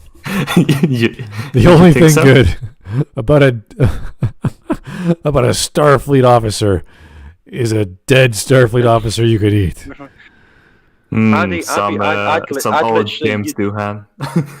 I'd literally be rescued and be like, it was terrible. I had to eat the crew, and I'd open up like the supply deck. It's like, you got all this food here. I was like, yeah. Could you imagine spending 6 months trapped on a planet with these guys? I ate them straight away. That's not how the replicator works. I didn't even get into the tin of baby carrots. I just cracked Michael Burnham's skull open day one.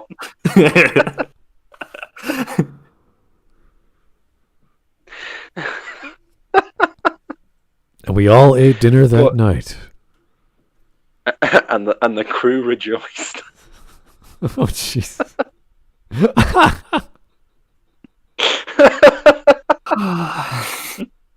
You know what? I'm giving you a promotion.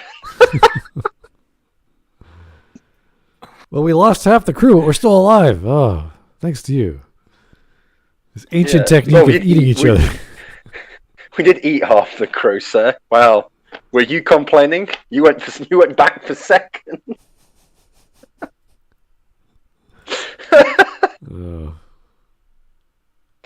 Oh, why can we not get that episode of Discovery? I'd watch that. Anyway, let's see why a weak society that has nothing to do with Star Trek Beyond, and he's literally talking about anything other than the plot of Star Trek Beyond. Okay. We endless go. Overall, Krall is the best antagonist that New Trek had by a long shot, and he's better than the vast majority of film antagonists today. Certainly better than Thanos, despite everyone gushing. What? Nobody would say that. I don't know anything about film. That is the fucking strum. No, you don't. You don't know anything about film. You fucking idiot. Villain. Decent story, even though it is the bad guy wants. Wow. It's it's not obnoxious about it. Well, that's the thing that surprised me. There are 3 things that would have normally annoyed me. Bad guy wants revenge, doomsday device, and inappropriate music in a Star Trek film. But for some reason, all 3... We'll get into that later, I think. But my only downside to it was guy wants revenge. He wanted revenge for kind of 1 out of 3. I think he was military nuts, and then also felt abandoned. Wow, it's almost as if we were watching 2 completely different films. That, or maybe all the fat on their bellies finally started choking their brains. Oh boy. To be honest, like, it is like a mystery to me to this day. How did Mike come to that conclusion? They have gone back on their word about that. Yeah, they did. Yeah, because that video was quite old. They've now come out and said, there's no good new Trek. They've gone back on it. So, also, I know that like he had like that interview so you should know that. He had like that video with Jim from Canada, who is like a visual effects guy, and they were like talking about like Trek in general, and like he didn't like him. This one is a good example, for sure. Yeah, that was after their first viewing of it. When we do Half in the Bag, and it's like now they rethink about it because they do that a lot. When they start watching it more, they start finding more problems with stuff. Because Jay didn't like Joker, remember? Yes. Now he says Joker's actually good. Does he? Because he's watched it. Yeah, because he's watched it again. Yeah. That's actually relieving because like I remember like their Joker review was especially like mixed because really like they had like that bias that like the director was like a shithead to them. Yeah, no, but Mike liked it and was confused by why Jay didn't like it. Yeah, I remember that. So yeah, but also Half in the Bag, I don't use that to say what's a good movie or not. I've not actually watched the Half in the Bag episode in 2 years now. So also they're not experts; they're like us. Yeah, but they're still better. They're still better than you, JustTheFacts, because at least they talk about the plot of a story in their review about why they might joke enjoy that it. they are hack frauds. Yeah, the hack fraud. The only one you can take seriously of their views is Best of the Worst, but that's because the movies are so bad they can't. Well, if you start insulting your critics, just because their opinion like they didn't really say anything inherently horrific there. They have an opinion of something they don't like. It's like fine. Yeah, but also notice that Mike goes about these 3 things, then automatically brings up one of them wasn't as good as he originally said. So it's like, okay, so only 2 of the 3 things are good. And I think as the review went along, though, it started to get more and more like, we don't understand what this plot actually is. Also, they liked the song Beastie Boys, but they liked it because it made them laugh, because it was so ridiculous. Right. You have to remember these guys will find enjoyment in a lot of things because it's just so ridiculous that they'll laugh at it. But I think they keep having Len Kabaczynski on, because his movies are really shit, but they're just so much fun to watch. So... Also, they made Space Cop. Come on. Yeah, the best movie in Uganda. In Uganda. Space Cop, best movie ever. Who killed Captain Alex? Now that's a good movie. Much better than this. Yeah, but all new Trek is shit. Yeah, I don't need to watch it to know that. You only need to watch a little bit to realise it's shit, because you can watch 5 minutes of Discovery and know exactly where that series is going. You can watch 5 minutes coming in. Lower Decks and know exactly where that series is going. Watch 5 minutes of Picard and know exactly where it's going.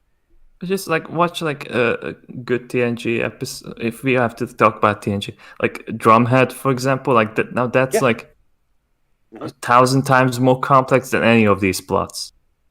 Yeah, it's actually like brings up like wow, like we can have like our own like a total asshole.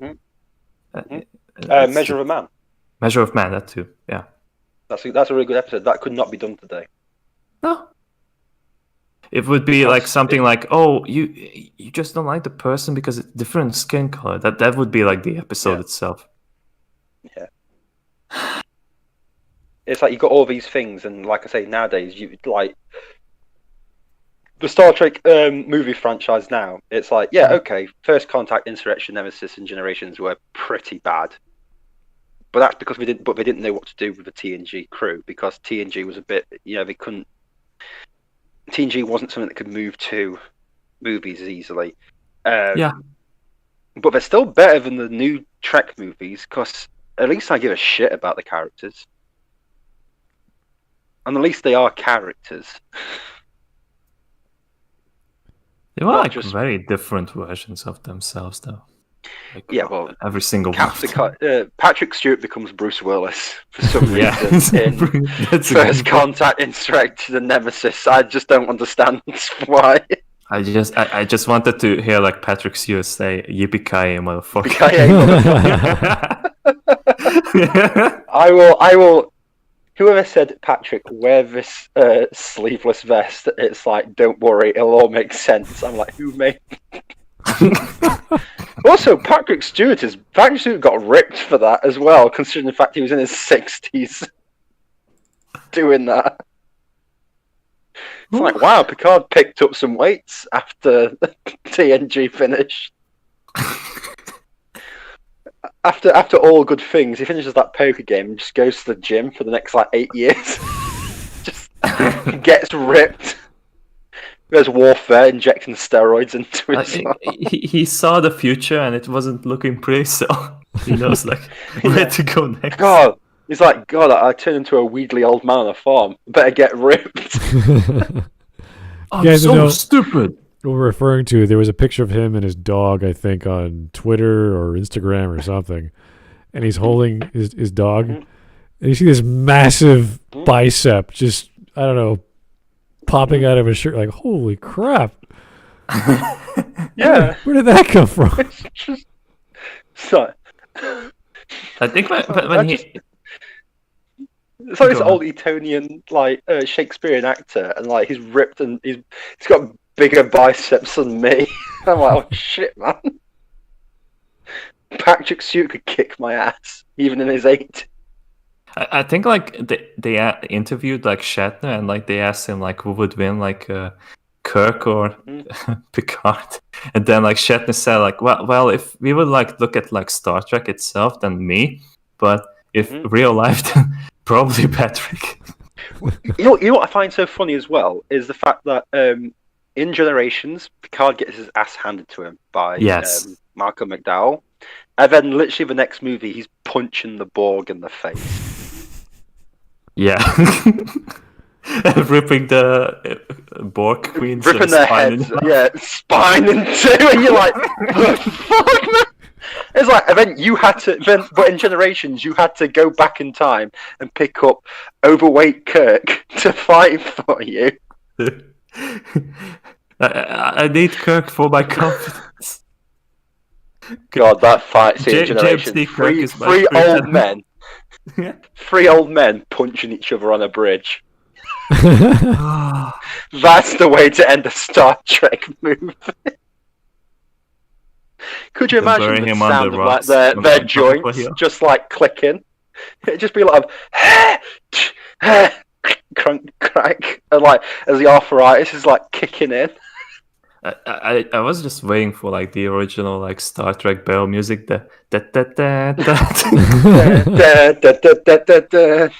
Also, they don't do any of the what is it, the clubbing hits they always used to do. The Kirk chop? Where they grasp, the Kirk chop, where they clasp their hands together and hit him over the head. He still did that in the TOS movies, because I just recently watched some of those. But in Generations, they're actually throwing proper punches. They're like, whoa, okay. So you do know how to fight. They forgot the technique. Malcolm McDowell just went, you were terrible in Hamlet. You son of a bitch. Take that back. Quick, film it.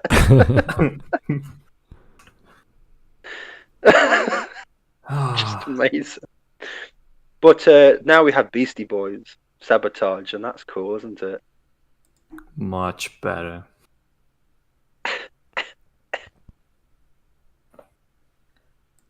STB had a lot going against it. First, it had to overcome the prejudice that true Trekkies held against it after the last two films. Then it had to overcome the prejudice that they had due to the Fast and Furious director that was brought on. What? And the fact that the first trailer had a rock and roll soundtrack, though that actually ended up being a crucial plot point. And lastly, all the stuff that I'm talking about only starts becoming visible about halfway through the film. Until that point, it is basically all action. So it's easy to see how if you're not paying attention because you're still upset about the previous films, you could ignore all the good stuff. Wait a second. You're trying to imply there's an inherent bias because you didn't like an element from the previous film to enjoy the current one? If that's the case, you wouldn't watch the current one. You'd be like, this is crap. I'm not going to bother. Yeah. I hated Into Darkness. I still want to watch Beyond. And then I hated it again because it was a shit movie. This is like, okay, I'm going to go into this film knowing I didn't like the other one, but I'm going to hate this one anyway. It's like, that's not a logical succession of events. I give every movie I go to see a fair chance. Yeah, of course you do. Unfortunately, for the last 3 years, I've got to the 10-minute mark, and I'm like, yep, well done, you funked this one up. If you go to a restaurant that you generally like, and the last time you went there, you didn't. Oh, it wasn't a very good meal, or the service was whatever problem it was, right? You're not going to go, last time, the server wasn't very good, so I'm going to assume the server's going to be bad again, and the server is bad. You're like, oh, I guess server isn't bad. Like that, yeah. Problem solved. You just experience whatever the new thing is, and that's that. There's no inherent problem. There's no inherent bias going, well, it's a different director, therefore it's going to have the same problem. It's like, no. Yeah, with this one, it literally starts out with it's supposedly the thing with Beyond is it's set just after the original series. So they've supposedly done all the adventures of what happened in the original series, and this is just set a bit after because they're halfway through their 5-year mission, which is further than they got in TOS. So you're trying to think of so they're trying to say that everything that happened in TOS happened, and then you've got to try and imagine that it was done by these characters, and you're like, oh no, not a chance in hell. And it's like, right, so that's why they destroyed that suspension of disbelief, and then it's Kirk being miserable on his birthday with Bone. Yeah, that's exciting adventure. Oh, here's Taker 610. JJ Trek is Normie Trek, but this is Normie was meh. But this Normie was meh. So, so you mean this episode? All right, okay. I definitely would say so. Yeah. All my Normie friends who've seen this movie, don't even talk about. They forgot that they've seen this movie. Yeah. A popcorn movie all the time. It's so utterly unforgettable. Literally, the Beastie Boys songs is only memorable because it's so fucking stupid. But it even happens. I can't stand it. I know you plan. Oh. I thought that was just in the trailer. No, it's there. Good God, man. It's a plot. It's a plot point that he won't go over. Because for some reason he's made a 9-minute video just going, I like Star Trek Beyond because I like Star Trek Beyond, and anyone who disagrees is crying because they're Mardy fans. I'm like, bro, get bent. He did say it that it's part of the plot. It's a big plot point. It's how they defeat the bad guy. Without the Beastie Boys, they do not win. I'm like, I think they even use Beastie Boys in the first JJ track, like when young Kirk gets is in the car. Yeah, and then he does that jump that defies gravity. He somehow jumps out of a car going off a cliff, and instead of going just up and then straight down, he goes backwards and then forwards. Mm-hmm.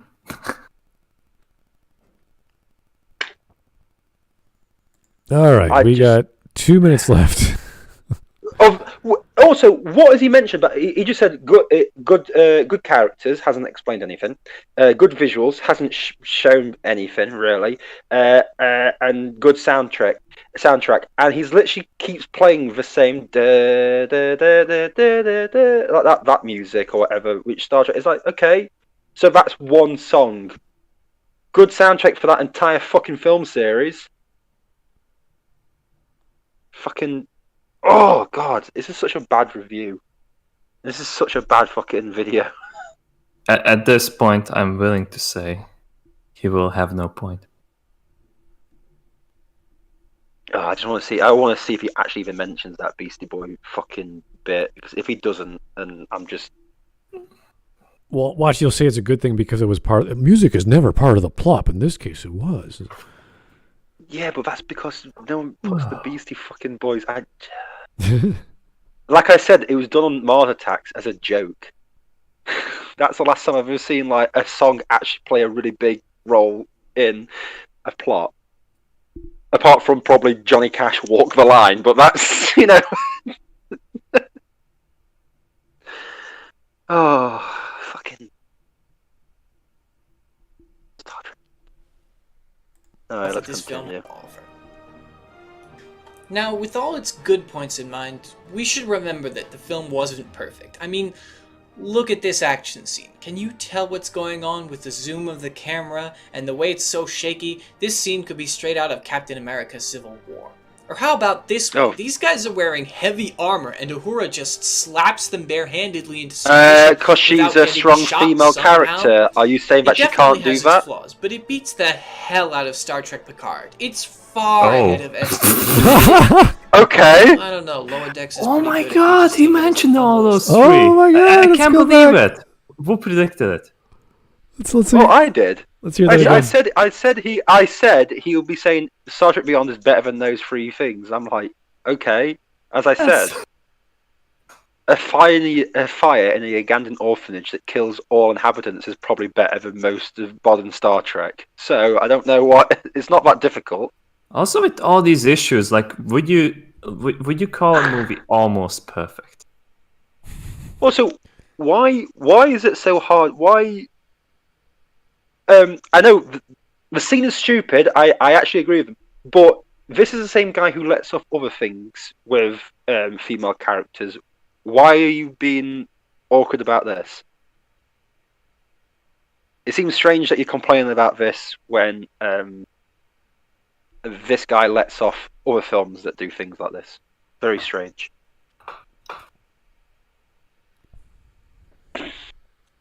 Just my point. All right, let's listen to this part again. A strange guy in general. Yeah. Submission without getting shot somehow.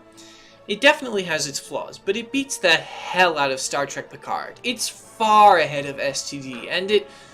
Well, I don't know. Lower Decks is pretty good if you just take it as the fun little sideshow that it is. No. One might still criticize it as a bit flashy and action-heavy as Reddit Letter Media did, but honestly... Reddit Letter Media. Well done, man. Is that a well joke? Done. I'm not laughing. How? Message coming in. How does that even equate? Those guys are individuals. I don't think they read Reddit to make they're barely on Twitter. They don't care about social media. They don't give a fuck. Like the time they reply is on Patreon. But if you actually pay them money, then they will answer your questions. Yeah. That's it. Strictly business. Yeah. Here's Taker 610. Idris Elba as generic villain trope. Yeah, he does a lot of those. Yeah, it's a shame because he's an alright actor. He's just given crap. Here is Tyler Preston for the donation. Thank you, sir. I want to know your thoughts on Terry Nation's Blake 7 series. It's basically what if the Federation were evil. Terry Nation. Blake 7. I only know a little bit about it, but I haven't been able to watch it. But I hear it's all right. I'm assuming this is a British thing because I've never heard of it.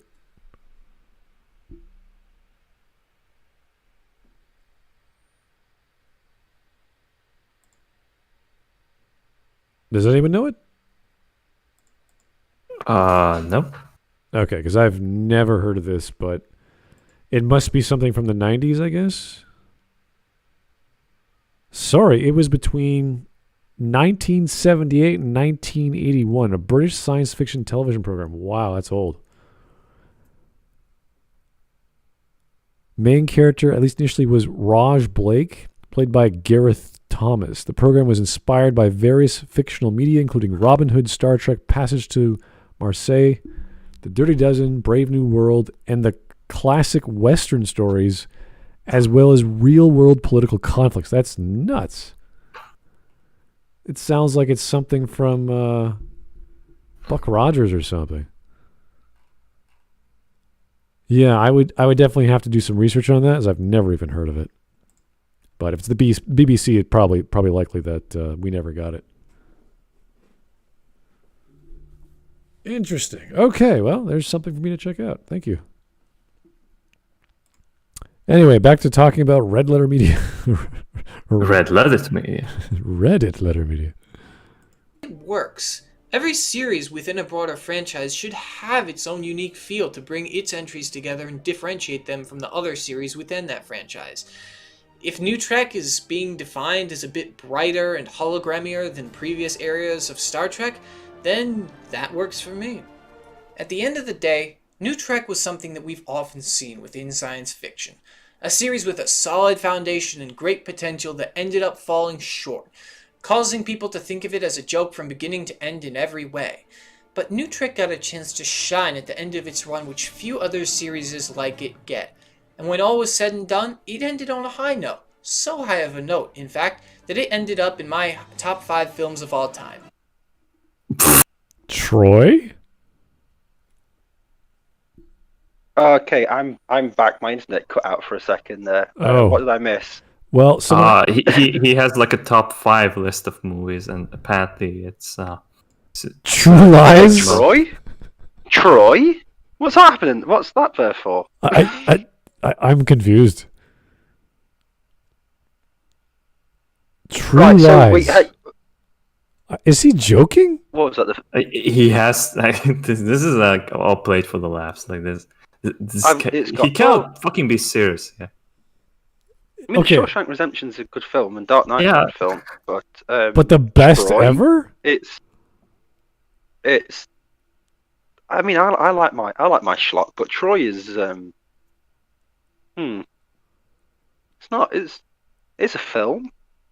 I'll get that. Troy. What the hell? It's someone really likes Brad Pitt. Come on. The only positive I give to Troy is the fact that it does subvert your expectations because Sean Bean survives. I don't even know that Sean Bean is in the movie. He is. He's Odysseus. He is. He's the guy. He's the guy who convinces Brad Pitt's Achilles to go to fight the war. He's the one who thinks up. He thinks up the horse, doesn't he? Wow. Maybe that's why it's second. A numbingly reliable TikTok of expository set pieces altering with vast CGI-aided battle scenes. Wooden horse, wooden acting, wouldn't bother if I were you. These are actual critics. Yeah, it's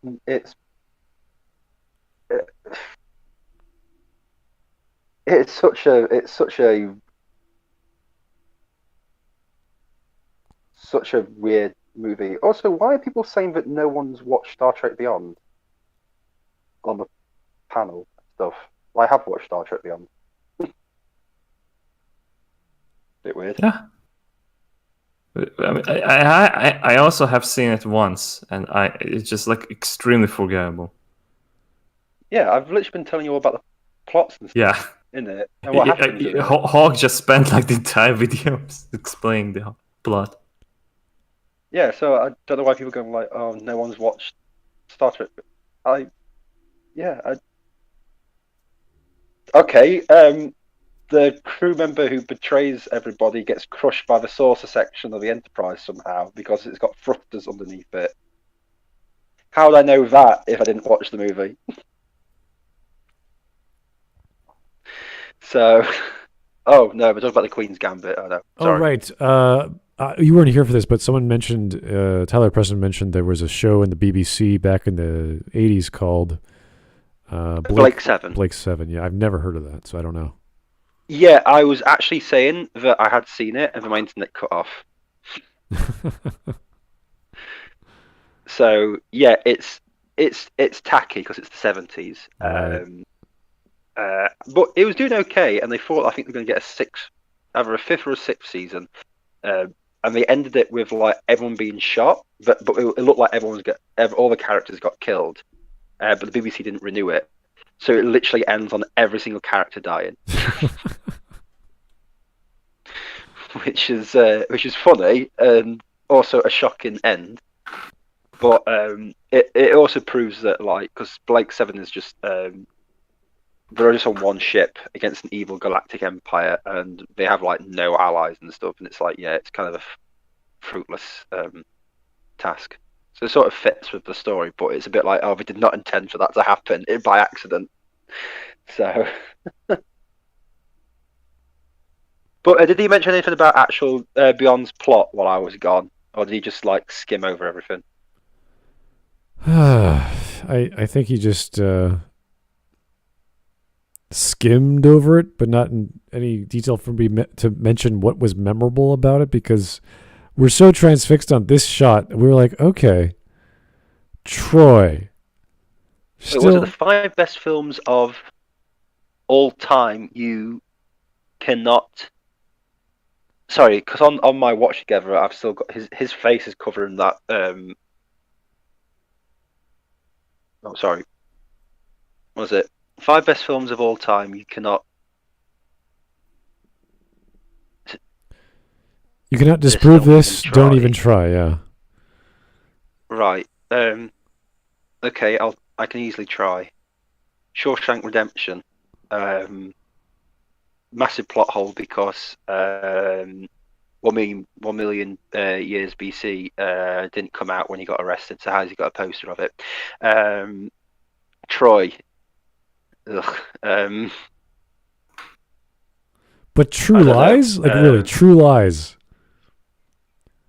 True Lies. Arnold Schwarzenegger attempts to do something more than Predator, and it turns out he's only good for Predator. Star Trek Beyond might as well just be in the dump. The Dark Knight. Everyone only likes The Dark Knight because of Heath Ledger's Joker, and if you say otherwise, you're a liar.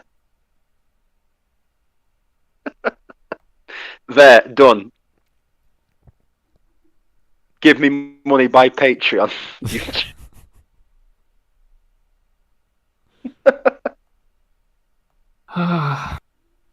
All right, I'm just trying to wrap my brain around 2 and 4. You can like 1, you can like 5 for whatever reason. It's all kinds of reasons why you do or do not like 5. Star Trek Beyond. This is the actual video that he should have explained why it's so good. And all he said was it has good acting, good music, and good visuals. And you're like, that doesn't make a good movie. I mean, that's just, you think it's good. But that's fine. Where's your evidence? Oh, I'm not going to provide any evidence. Okay. Just the facts. Just the facts, guys. It's good. Believe me, bro. Yeah, I had a list and look at it. Number 1, Shawshank Redemption. Okay. Not as good as Number Troy. 2, Troy, and you're like, okay, you're just fucking with me now. Yeah. Aren't you? Number 4, True Lies. Okay. Do you need a doctor or something? I think you're having a stroke here. Number 5, Dark Knight. It's like, okay, yeah, hello, 911.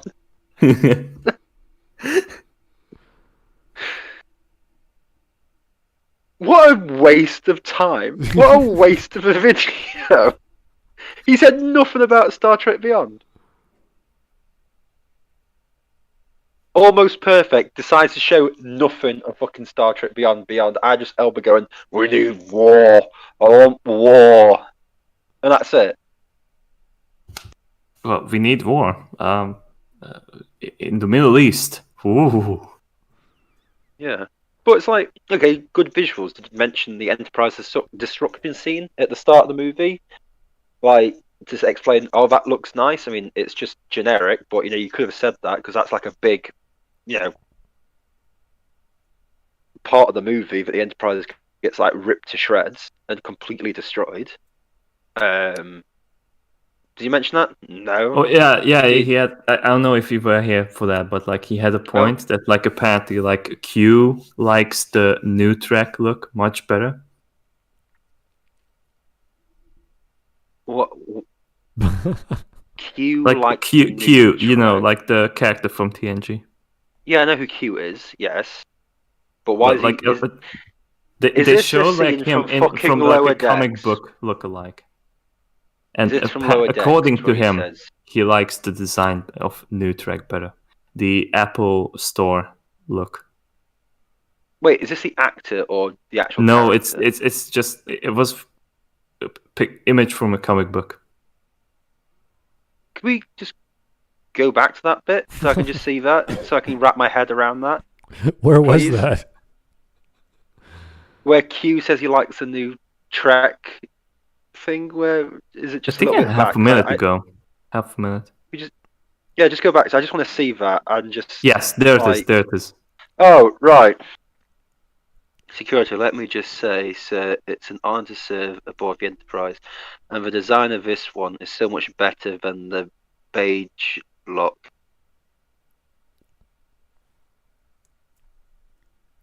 Yay! Comic book, therefore better.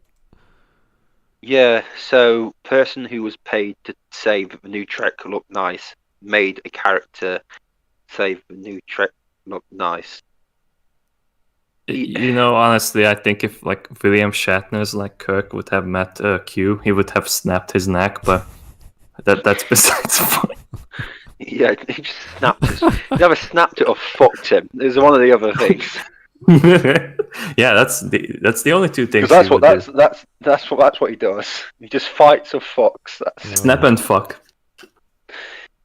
But that is the new Trek looks disgusting. It looks like an Apple, more than like Apple design. It looks like an Apple store. It feels like it was just smell of disinfectant spray all day long. Yeah, it looks like a hospital. Yeah. Yeah, and anyway. What would you look at? You'd be blinded by the lights all the time. That was like.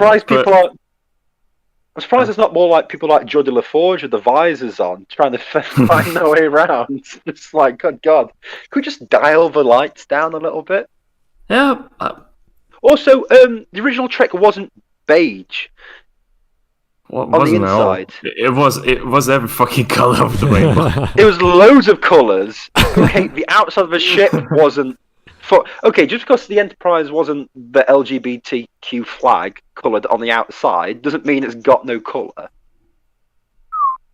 I always like the colour of the meals. It was like gelatin or whatever, Jello. Yes. Red and blue and green. What the hell are you eating? Yeah, it's like... These people have never seen the original series. They've never seen even TNG. They literally... I just think that people just... saw the parodies of Star Trek, and that's the knowledge of Star Trek. It certainly looks like it, like how modern writers are like writing a Trek and even Star Wars too. Like Star Wars, I think they watched Spaceballs and then said this must be not even that Star Hike that they're on about. Star Hike. Spacewalk. That's it. That's Spacewalk. Yeah. Star. Star on the second. Yeah. Also, he's now for this video. I'm just going to point out that he's not talked about the actual film. He's literally brought up a comic that I don't even know where it's from. A comic panel about how Q, a fictional character in a comic that was written by people who are part of New Trek, saying how much they like New Trek, and he's using this as evidence that New Trek looks better. This guy is a clown. Like there's like so many evidence pointing out to that. So, it's one thing to exaggerate and be like a bit like, hey, I'm kind of edgy, I'm egotistical, haha, I'm trying to be funny. But I think he just keeps running with that. That's his whole thing now. He just keeps saying, I'm right, you're wrong. I like stuff, therefore good. It's like, no, dude. Those aren't facts. Yeah, that's your opinion. And the thing is, the worst thing about it is he goes, I like it because I like it, and that means it's good. My response is, I don't like it because I don't like it. There you go. That's that's it.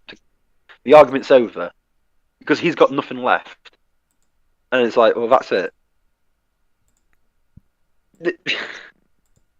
What a fucking retard! Honest to God,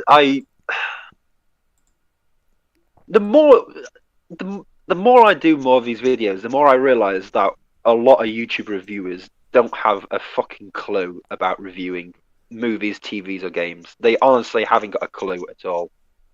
Well, this also gives me that like you don't really have to like edit well your video because you don't have to do anything. Honestly, supposedly, all I have to do is sit at my desk with my shirt off, and I can get fucking people watching. Me bloody. The half naked aspect is just like, yeah, we don't even have to talk about it. We know we did it. Everyone's doing it. No, there's a certain one. Oh no. I hope Cabernacle's not a star. maybe that got him demonetized. No, that's what got him remonetized. You got YouTube going. Okay, guys. I'm gonna show you how I got radicalized. Oh, he made a video about all it. All is just. Here's a comment that there's only a few comments on the video. It's a very short video with small comments. Some guy is saying, "What's wrong with Thanos?" Also, you never watch shows like Avatar, Last Airbender, Young Justice, Ben 10, Alien Force. Compared to Crawl, he doesn't have any ideals of his own. He doesn't have a different thing he wants to achieve compared to the protagonist. What? What? What is that Thanos? He's not got some. He's what? He doesn't have a different thing he wants to achieve. Does he even understand what an antagonist is? He doesn't have a different thing that he doesn't want to achieve. Did he watch the movie? What is he? Did he watch Infinity War and Endgame? This is so bizarre. Like, what? Also, Krull just wants to. Is that his name? Krull? I just keep getting remembered that 80s movie. If Krull's only motivation is to destroy the Federation for leaving him. He wants revenge against the Federation. That's it. I am genuinely confused. Sure, he wants to kill half of all life, but only so that people can be peaceful and happy, which is what the heroes want as well. The heroes don't want that. The heroes want everyone to live. This is insane. That's wrong. This is crazy. That's what I'm saying. Did he watch? Yeah, there's no way that you can say, "Oh, Captain America wanted half the universe to die." Okay. The same goals. Let's say we create a villain, right? He wants everyone to be peaceful, everyone to be happy. His solution is you kill everyone. Therefore, everyone's peaceful, and there's no problems about emotion because everyone's dead. Yeah. But this is the same thing that the heroes want because they also want everyone to be peaceful and happy. Therefore, he doesn't have a different thing he wants to achieve. The same. Well, they do have different things because we want people to be peaceful and happy and alive. He wants them to be peaceful and happy. And don't the heroes just want to stop the villain at that point in the story? The problem is Thanos. Our goal is to stop. Yeah. What a strange take. Like what? The heroes are trying to stop the villain from killing people. Yeah. He is interpreting that as they want the same thing. And even if that is the case, let's look at Prince Humperdinck and Wesley. They both want Buttercup, right? They both want her love and her affection. Humperdinck's evil, so he takes it by force. Mm-hmm. And Wesley genuinely loves her and she loves him, and yada yada. They both want the same thing, therefore Wesley doesn't have a different thing he wants to achieve compared to Prince Humperdinck. Yeah, it's just the way they go around getting it. This is why we have characters. They do things differently. They all pretty much want the same thing. Villains do things in a very nefarious, evil, twisted, dangerous, violent way. Heroes generally don't do that unless they're forced to prevent people from getting hurt, generally speaking, as heroes go. Obviously, we have Batman, who beats the crap out of everyone because, I don't know. That's Batman. He's Batman. My parents died when I was a boy, and now I'm a bat. Like, think about it. If Batman just wants to go around, I want to beat people up. That's my end goal. And the villains just want to make money, but they also beat people up. Or chaos. Like, the methods are the same, but the goal. Like, the methods are the same, but the goals are now different. Is that a good protagonist? Is that a good antagonist? Yeah. Why does that even matter? In. Patching it through. Yeah, does it work in the story? It's like, but you can't say that Krull, or whatever his name is, has got a better motivation than Thanos when it's literally just Krull just wants revenge against the Federation, which is what the last two villains of these Star Trek movies had. There is no difference between him, Khan, and Nero. You can interswap all these characters throughout the entire... Krull has a completely different idea of what people should strive to be and what the world should look like. Well, no shit. Of course different characters are going to have different viewpoints. Who cares what their end result is? Like, what? It's how you get there that matters. That's the whole point of a story. Yeah. How you get from A to B. How does Sherlock figure it out? How does the villain try to get what he wants? Yeah. How does the villain fail? What is his downside? What did he miss? What was his blind spot that the heroes took advantage of, or whatever the case may be? Yeah. But because they have the same end goal, or the end goal is I want people to be happy, what's wrong with that? Villains in stories like, you're talking about medieval stories where there's a castle or a opposing force, like two nations. One nation's very violent in their techniques. Message but coming they want unity. Patching it through. Both sides want peace and unity and people to come together, yada, yada, yada. One wants diplomacy, the other wants violence. What's wrong with that story? Because the end result's the same. I don't get it. It's a very weird I think he doesn't understand storytelling. I think he's just learning, and he's like, oh, well, this is more interesting to me because stories are like this. Therefore, it's better. Like, no. That doesn't make it better. That makes it different. Anyway.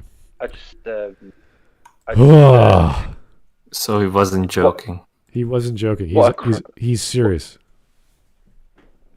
He's an egotistical ignoramus. Or he's just stupid.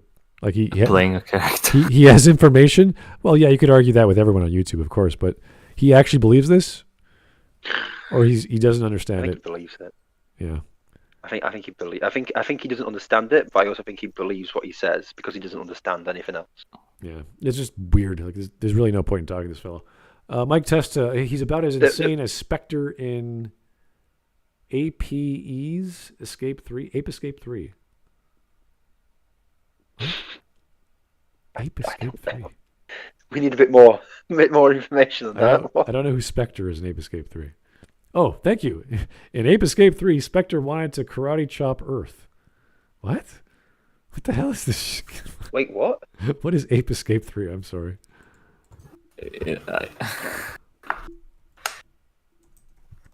I've heard the name, but I have a completely no idea about it. Ape Escape 3 is a platform video game published and developed by Sony on the PS2. Yes. Okay. All right. Okay. Enough said. That's enough for me. All right. Yes, I agree. Anyway, let's not have another one of this guy's videos. He is weird. I don't think he's worth our time anymore. He doesn't explain anything. After that, yeah, he's not explained one thing about that movie. name one thing he talked about actually about the plot of that movie or the characterization. He wants in that war. movie, beyond his very brief thing of not getting Krul's actual motivations right. I don't. I don't think he's even watched the movie. I don't actually think he's actually watched this film. I don't mind that he has definitions of certain things which are off. I'm like, sure, whatever your reasoning is for, or the definitions for whatever you want to think. You just have to explain it properly. Just tell us why the movie's good. Don't just say it looks good, sounds good, good acting.